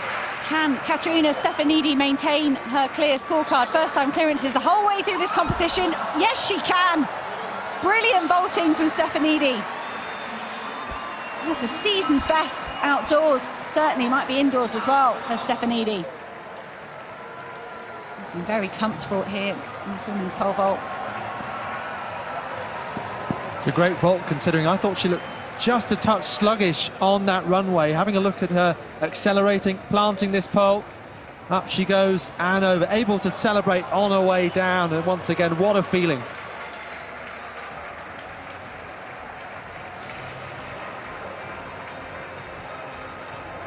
Great celebrations there from Stefanidi, so close to the bar on the way up.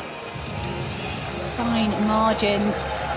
She's the first woman over 4 metres and 75.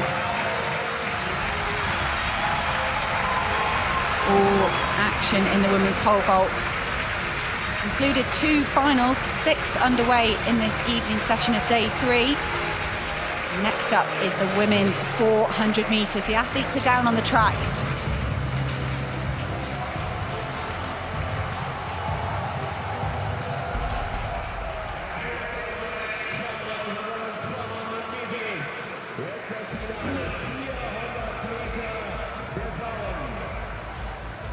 Be really competitive.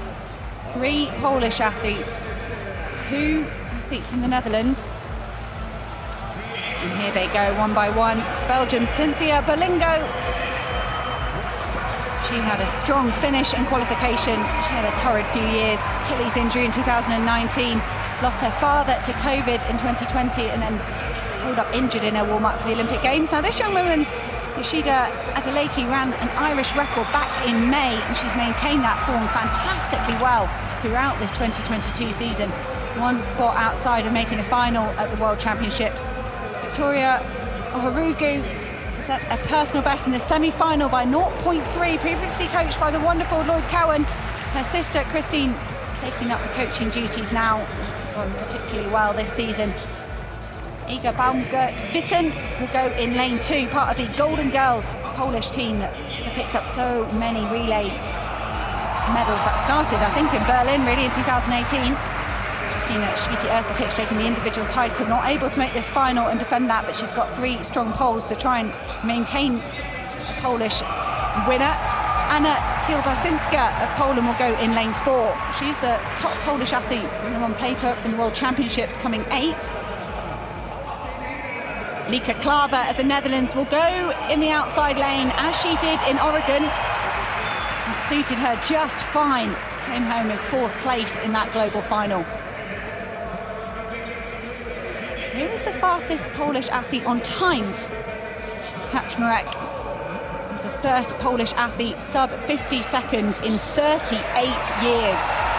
Hasn't quite mastered sort of her individual potential in the major championships. Couldn't make that final. Basinska did though. And Femke Bol, what a treat that the programme allowed Femke Bol of the Netherlands to attempt 400 flat and 400 hurdles double. She says this is the harder event. She's pleased this is first. Her first round of the 400 hurdles will come tomorrow morning. And Femke Bol said she was delighted to kind of get the trickier thing done first, and then she'll feel at home when she returns to the 400-metre hurdles tomorrow. Lots of sub-50-metre relay splits for Lieke Klaver in lane 8. Could today be the day she dips underneath 50 seconds? Lingo waving to the crowd. Kaczmarek has got a brilliant opportunity here. Femke Bol wearing that blue bib. She dipped underneath 50 seconds in the Diamond League in Silesia. Kielbaszynska will go in lane 4. Ohorugu in lane 3. Baumgart-Witten, the 3rd Polish athlete, in lane 2. And Yoshida Adeleke of Ireland, 19-year-old, goes in lane 1.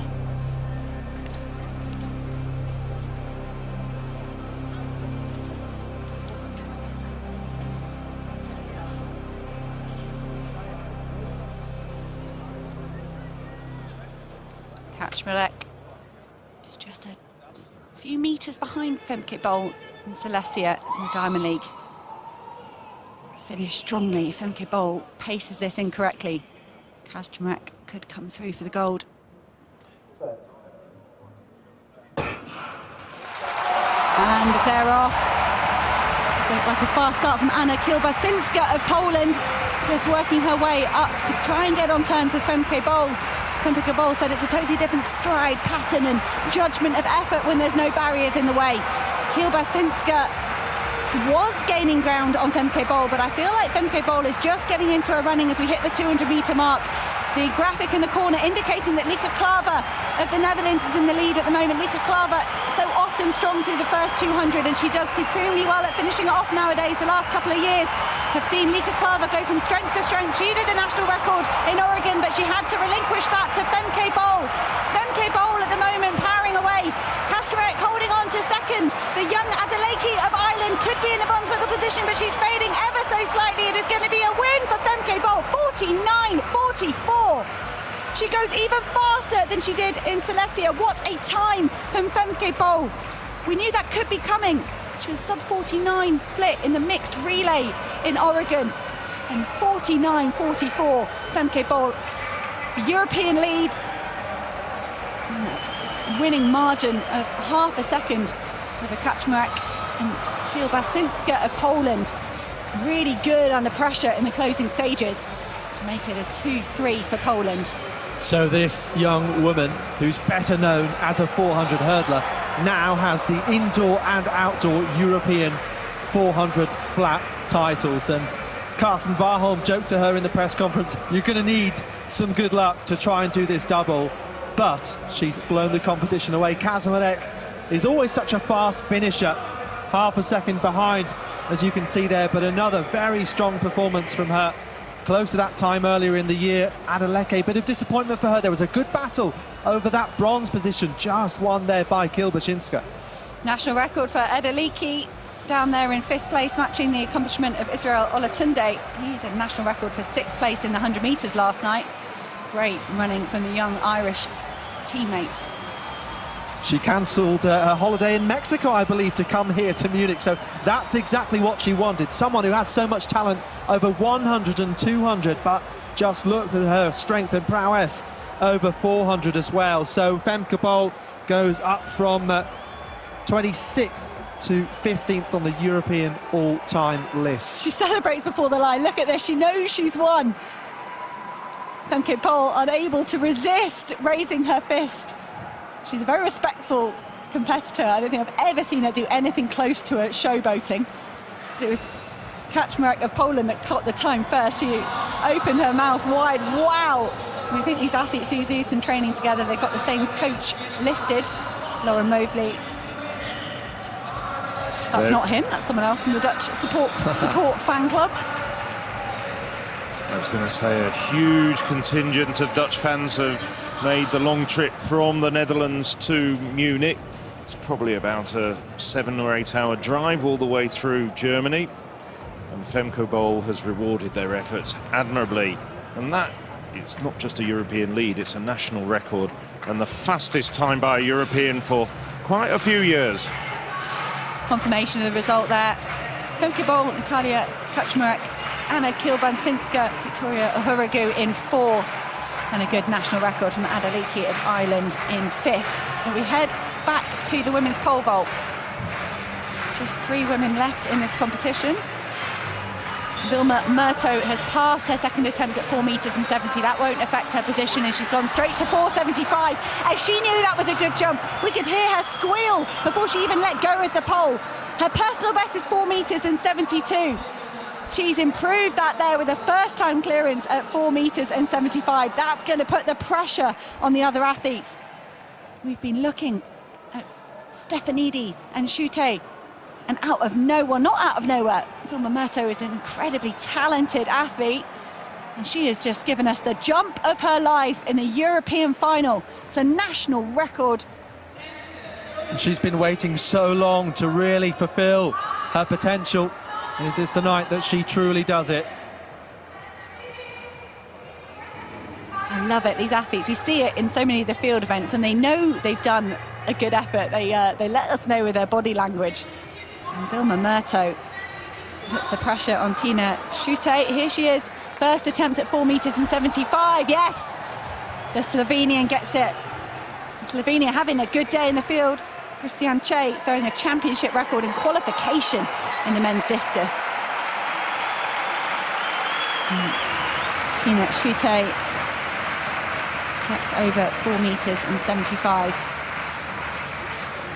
First time clearance.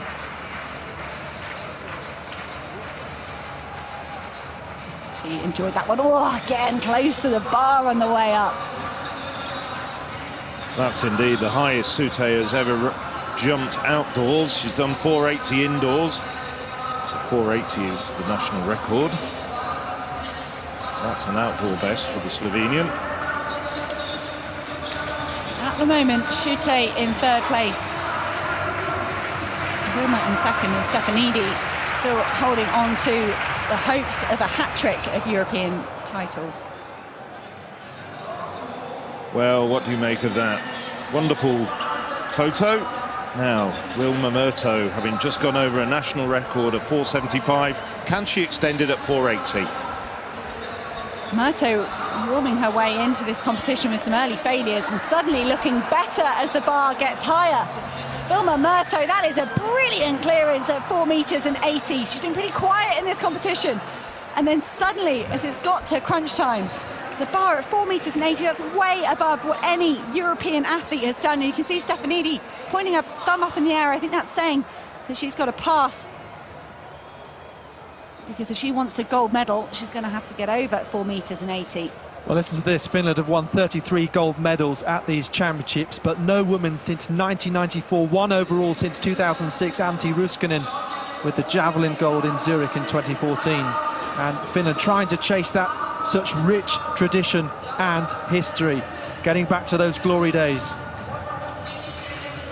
Brilliant emotion there from Wilma Murto. I do think maybe she had changed up to another bar. She was right on the limit of the bar that she used to get over some of the earlier heights. Femke Bol taking a lap of honour, but at a walk. Femke Bol stopping for a sit down. She's absolutely exhausted, but probably respecting the fact that there's some pretty important pole vault attempts going on. This is a third and final attempt at 4 meters and 80. Bettina Schutte. And it's not to be for the Slovenian. And that'll be the end of her competition. Competing really valiantly, given that massive gash she opened up in her hand during warm-up. Well-earned medal for Slovenia. Bettina Schutte. And that leaves us with just Katerini Stefanidi and Wilma Murto. Schutte, it was a good effort, good speed. She did maybe have the height just a little bit too far in front of the bar. She has almost clutched that hand every time she's landed. She's got to be conscious of that. That was a good effort from Schutte, just clipping it off with her ribs on the way down.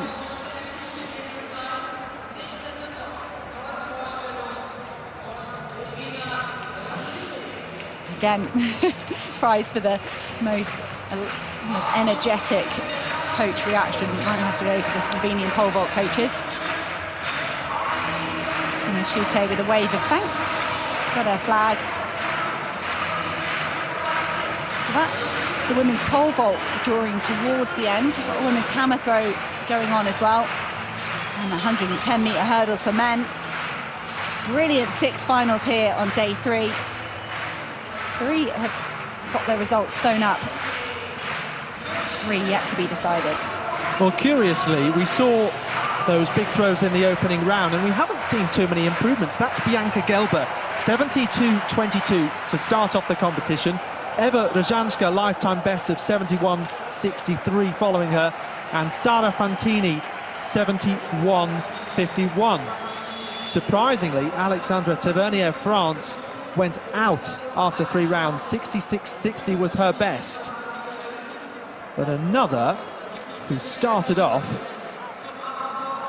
and was unable to improve on that first round. Silja Kosonen of Finland next to go. One last effort from her. Fantini 71.51 is needed for a medal. Here goes Kosonen. And that's going to be short of those medal positions you can see superimposed there. Gold, silver and bronze. So a bit of frustration for Kosonen, but she's only 19 years of age. That World Junior record, she set 73.43 in Vasa in Finland last year. Winning European and World under-20 titles. 69.45, so no improvement ultimately. She's the best of the 2 Finns in 5th and 8th spots, as you can see.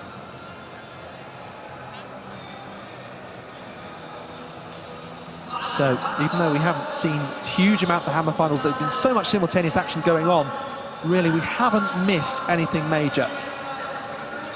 Anna Skedan of Azerbaijan, bronze medalist in 2016 in Amsterdam.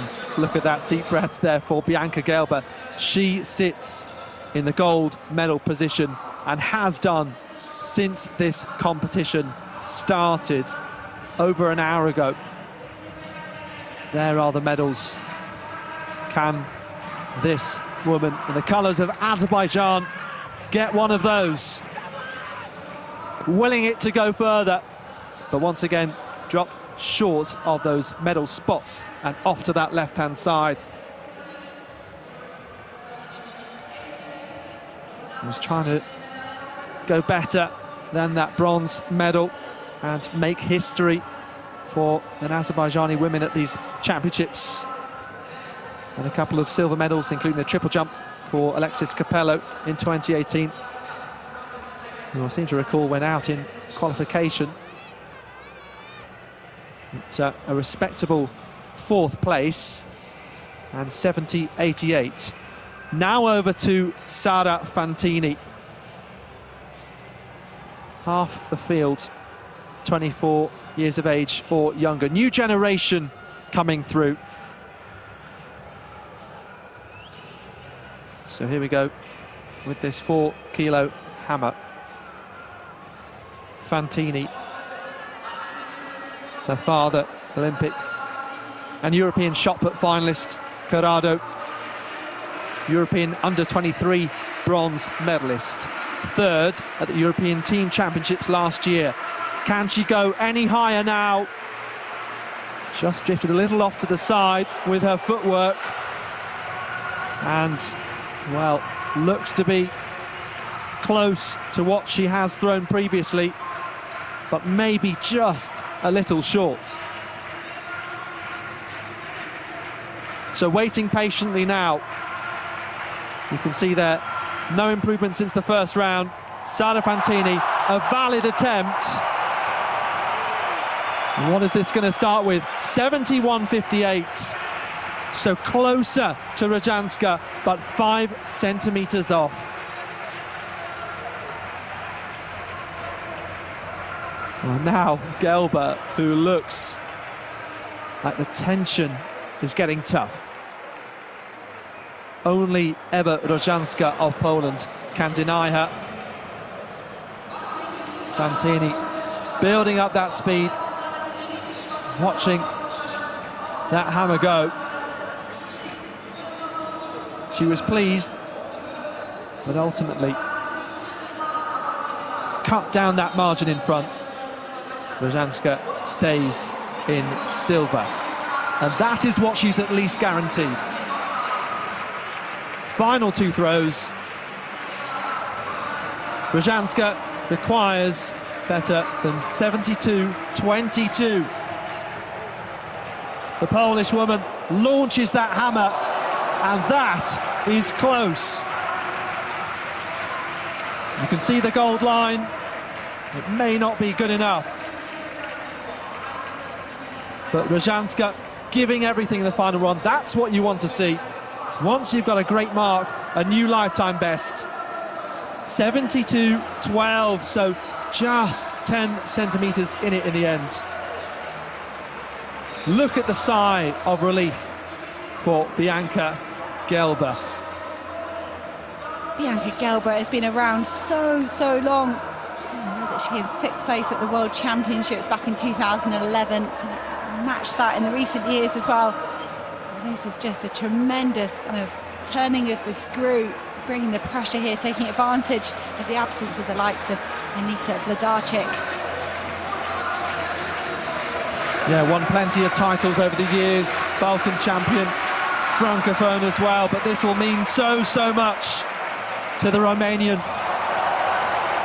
So one last throw to try and add a bit of gloss to the title. But this is someone who won 2 World Under-18 titles, 2 World Under-20 titles from the age of 15 onwards, from 2005 to 2008, and this really is the crowning glory for her. And great to see Romania win gold as well, and to see it shared among the nations. That's no disrespect to the Poles, who've been so dominant in this event on both the men's and the women's side. But Bianca Gelber is the European hammer champion. 72.72. It was an improvement in the end. The bar at 4.85. That was her third attempt. I was just trying to say she passed her second attempt at 4 metres and 80, and 2 failures at 4 metres and 85 means the defending champion will have to settle for a silver medal. Katerina Stefanidi saying that perhaps a bit of wind in her face there. It is swirling down on the track. But that means that Vilma Murto of Finland is our champion. I think this is a respectful walkover to Stefanidi and Shite. Maybe to have a chat to her coaches saying, what more is in the tank? What does that say? I think Murto's saying, okay, no, maybe she's saying, I don't want to jump. Katerina Stefanidi picking up that massive Greek flag. Something that already for Militades Tentoglu, Antigone and Tristan Piotti. So here is Vilma Murto, second attempt at 4 metres and 85. This would be another addition to her national record. A huge personal best with 13 centimetres more than she'd ever jumped before coming into this competition. And the Finn manages it, looking good. That equals the championship record of Katerini Stefanidi. And look at the 2 young French athletes alongside her, they can't believe it. Vilma Murto inspiring the competitors around her. That's what we see so often at the European Championships, athletes rising to the top. Not always the smoothest of trajectories. Vilma Murto still holds the world junior record from 2016, 4 metres and 71 indoors. Took her 6 years to do any better than that. 4 metres 72 this season, equal 6th at the World Championships, equal 5th at the Olympics. But now Vilma Murto is European champion, and I'm sure the wave of the arms meant I am absolutely done, mentally and physically. I've won a gold medal. I've massively increased my own national record. I've equalled the championship record. And Vilma Murto of Finland walks away with a gold medal. Well, it's a historic moment for Finland, as you said. The last gold medalist amongst the Finnish women was Sari Essayah in the walks back in 1994. In fact, it's only the 5th gold medal by a Finnish woman, even amongst those 20-odd medals that the men have got since the women started contesting the European Championships back in 1938. 84 years, 5 gold medals, and this is the latest one.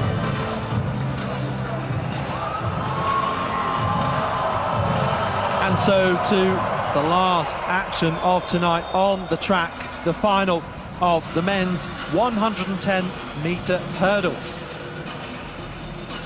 So another chance to experience the light show. We'll also feature in the relays the women's 200 final on Friday. Might have been with us the 100 metres as well. Terrific performances, particularly from Gina Lukenkemper in front of the home crowd to beat the likes of Rujinga Kambunji, who sailed in front. Dina Asher-Smith, the defending champion, pulled up. And Daryl Nito, fastest qualified, beaten. But over to this final, and someone rising through the ranks. 13-12 at best. Jason Joseph, 11th on the European all-time list. Certainly a name to remember. Will tonight be his night? Andy Pozzi, always there or thereabouts, always tries to contend for a medal. The world indoor champion in Birmingham in 2018, came through as a time qualifier. Sasha Zoya, another one of this young generation trying to break through. 13.17 his PB. 3 Frenchmen in this final. Finley Gaillot, terrific heat lifetime best to start off his competition, 13.46. Switzerland quietly have a very strong championships. Enrique Llopis, European under-23 bronze medalist. So coming out of the gates, straight close to that start line, this is Juste Mate. 13.27 in Paris in June for him. Talking about neighbouring countries travelling, along with the German home crowd, the French not too far away. Pascal Martinot-Lagarde, the coolest customer inside the stadium. Maybe I'll have a battle with that, with Pedro Pablo Pichardo. Martinot-Lagarde seems to always thrive at this particular level. So hard to get right at the biggest competitions, the sprint hurdles. Asier Martinez did that at the World Championships. He was an outside contender for a medal, but he got everything together when it mattered.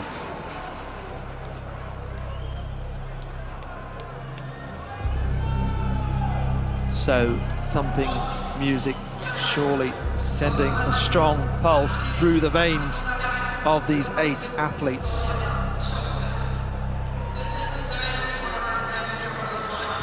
There are the medals. Can't put them around anyone's neck just yet, either literally or even in terms of predictions.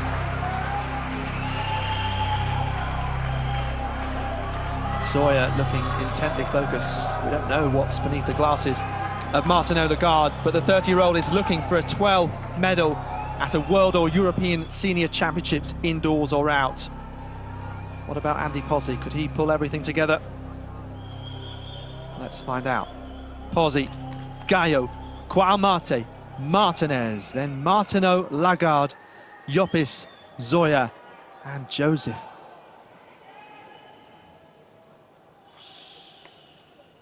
Quiet inside the stadium for the last action of tonight.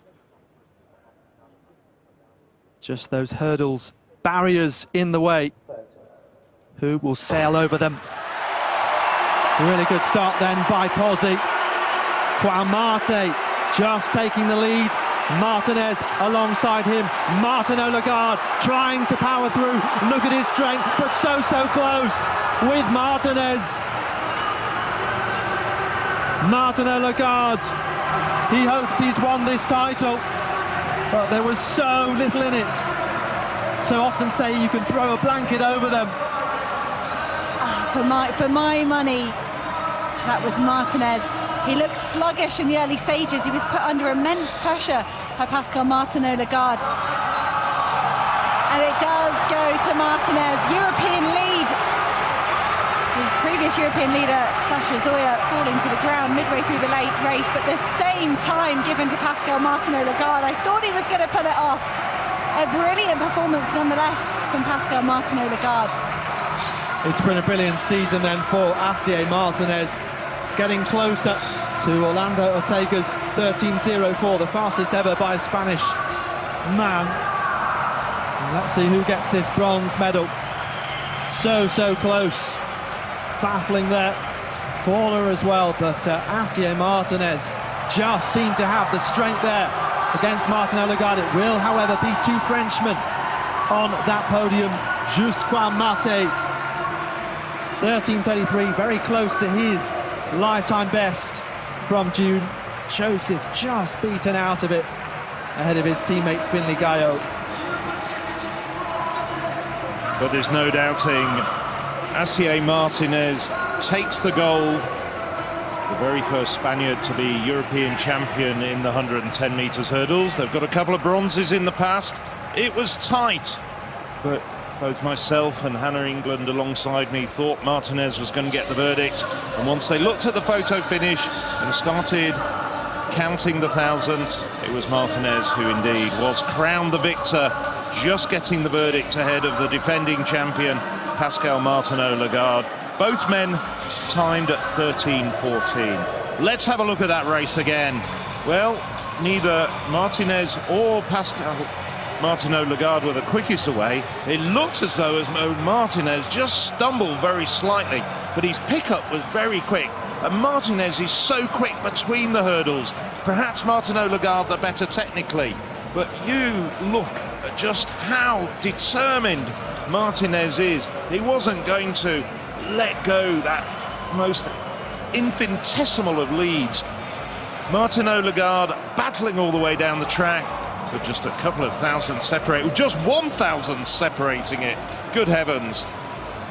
It's a fantastic lean, wasn't it, from Martin Odegaard, but not quite there.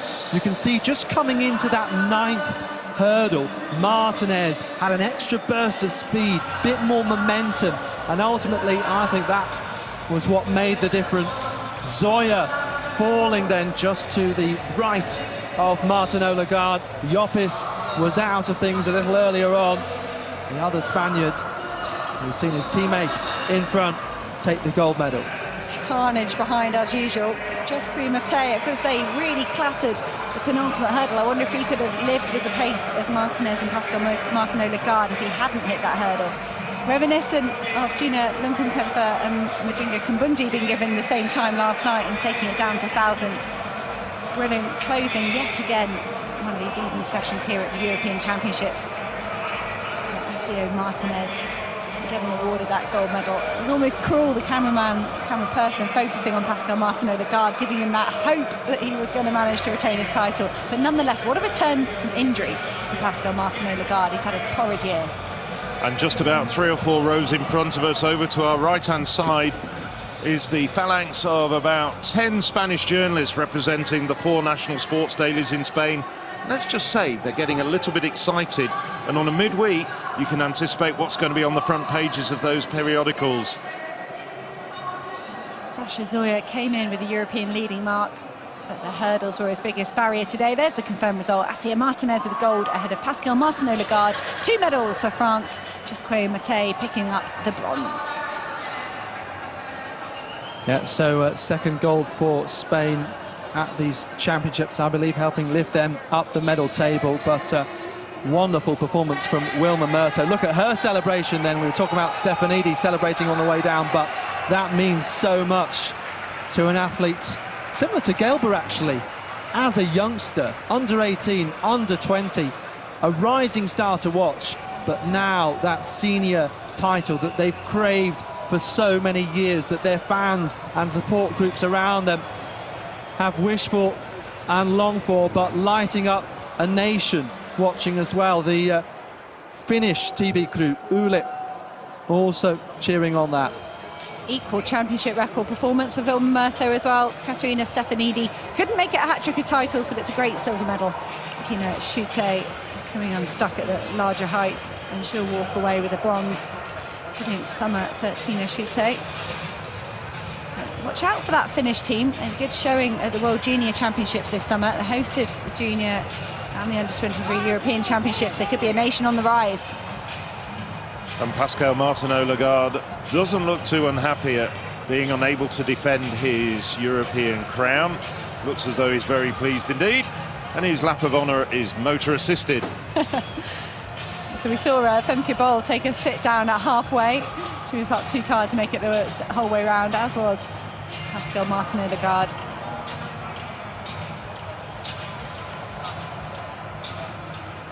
And there are our women's hammer medalists, Gelber, Rozhanska and Fantini.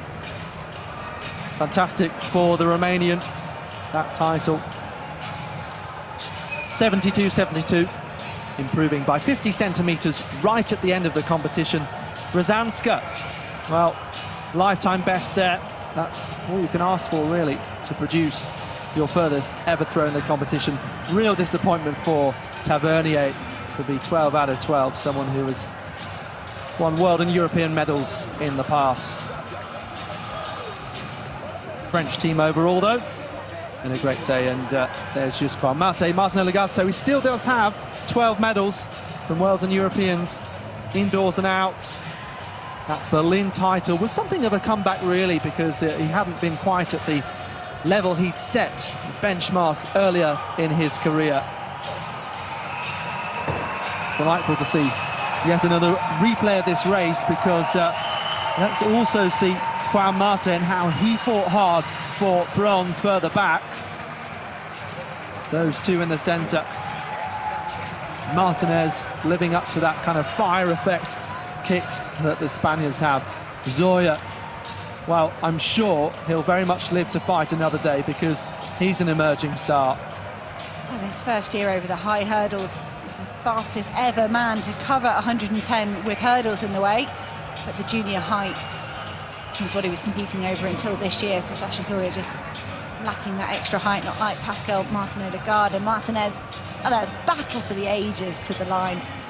How many hundredths or thousandths of a second have been examined with Pascal Martinot-Lagarde at the end of a high hurdles race? Always dramatic, always entertaining. Yes, and he just clipped that last hurdle, not quite as hard as Sasha Zoya. I'm just wondering whether that clipping that hurdle cost him that thousandth of a second. As we look at the run-in, this is Pascal Martinot-Lagarde, and he's got Asier Martinez on his inside. As he went over that last barrier, he just nudged it. It just rocked a little bit, and I think that was what was the difference between gold and silver. Ultimately, though, Martinez, when you've come so close to the Americans at the World Championships and really shown yourself to be Europe's best on that particular stage, I think you lived up to that billing.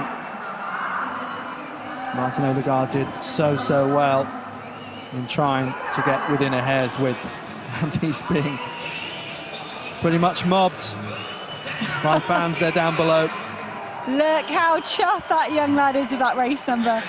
There's only 2 per athlete. They might have a third on their bag. That'll be down in the warm-up area, but that's a prized possession for that young man. He's going to treasure that forever, I think. I'm just trying to think if there's any other Martinez's in the Spanish team. It's obviously quite a well-known name, but there's only one Asier Martinez. And the French and the Spaniards, well, all sorts of reasons for celebration.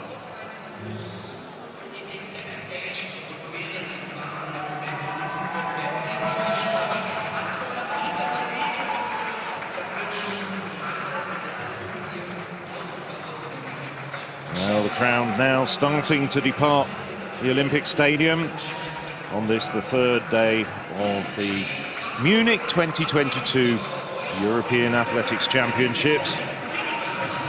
And what a wonderful evening's athletics we've had. 6 gold medals. If it wasn't going to be that dramatic finale in the 110 meters hurdles, pick one highlight. Got to be the pole vault and Vilma Murto. I mean, the elation of the competitors involved, the long wait for the title. Vilma Murto been competing on the circuit for so many years across Diamond Leagues, trying to get closer to the big medals. So brilliant for her to perform like this when it counted. And Finland had been waiting so long for this kind of success too. I was really impressed with Femke Bowles, 49.44. That's so quick. I can't wait to go and have a look back at the world rankings overall and see where that slots her in for this season. Well, I'm going to pick 2 men who just utterly dominated their competitions. Matthew Hudson-Smith defending his 400-meter title, just 1/100th outside of the championship record. And Pablo Pedro Pichardo, he was 45 centimetres ahead of his nearest rival, 46 centimetres indeed. It gets better and better, and he follows in the footsteps of the other great Portuguese triple jumper, Nelson Abora, who won 4 years ago. So I think we've had an absolutely tremendous evening of athletics. Just watching the gold medal jump from Bianca Gerler.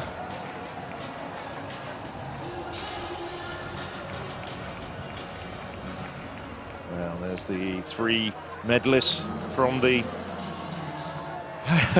from the women's hammer. I bet you didn't know she could do that.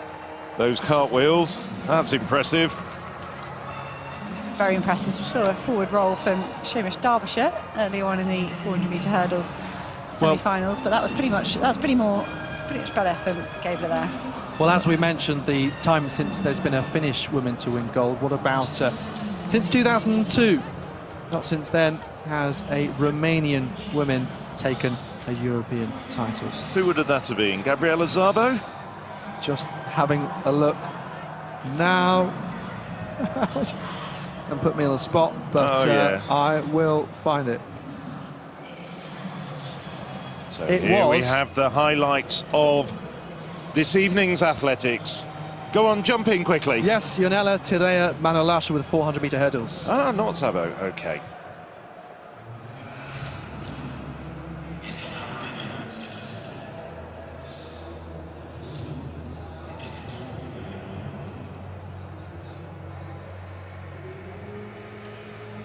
Well, it'll be the traditional countdown as we leave the programme.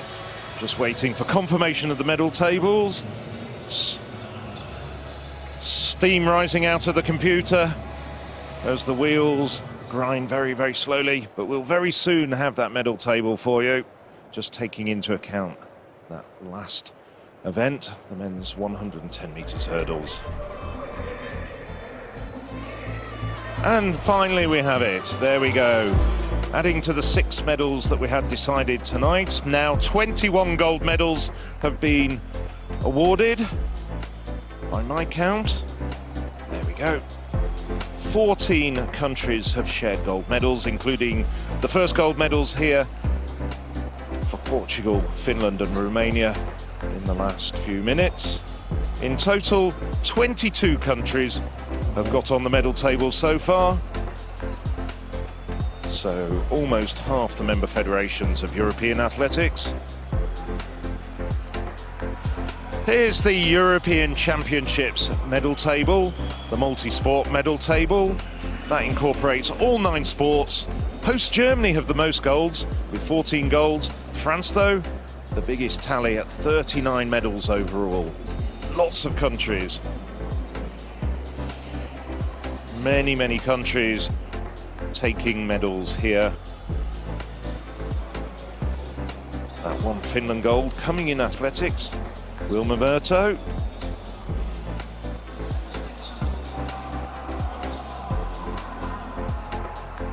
So we've got 30 countries overall in the European Championships.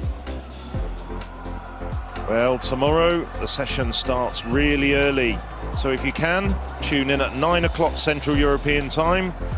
That's 8 o'clock in Great Britain, Ireland and Portugal. Long morning session. Let's just hope we just get a bit more of a favourable heat situation. It was so hot this morning. 3 gold medals to be decided tomorrow night. So that's it from myself, Phil Minchell, and my co-commentators Hannah England and Alex Seftel. We hope you've enjoyed all the wonderful athletics tonight. Come and join us tomorrow, the European Athletics live stream.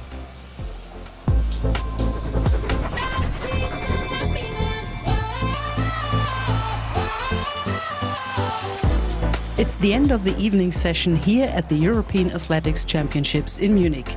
To keep up with all of the events happening in Munich as part of the European Championships, head over munich2022.com. We'll be back live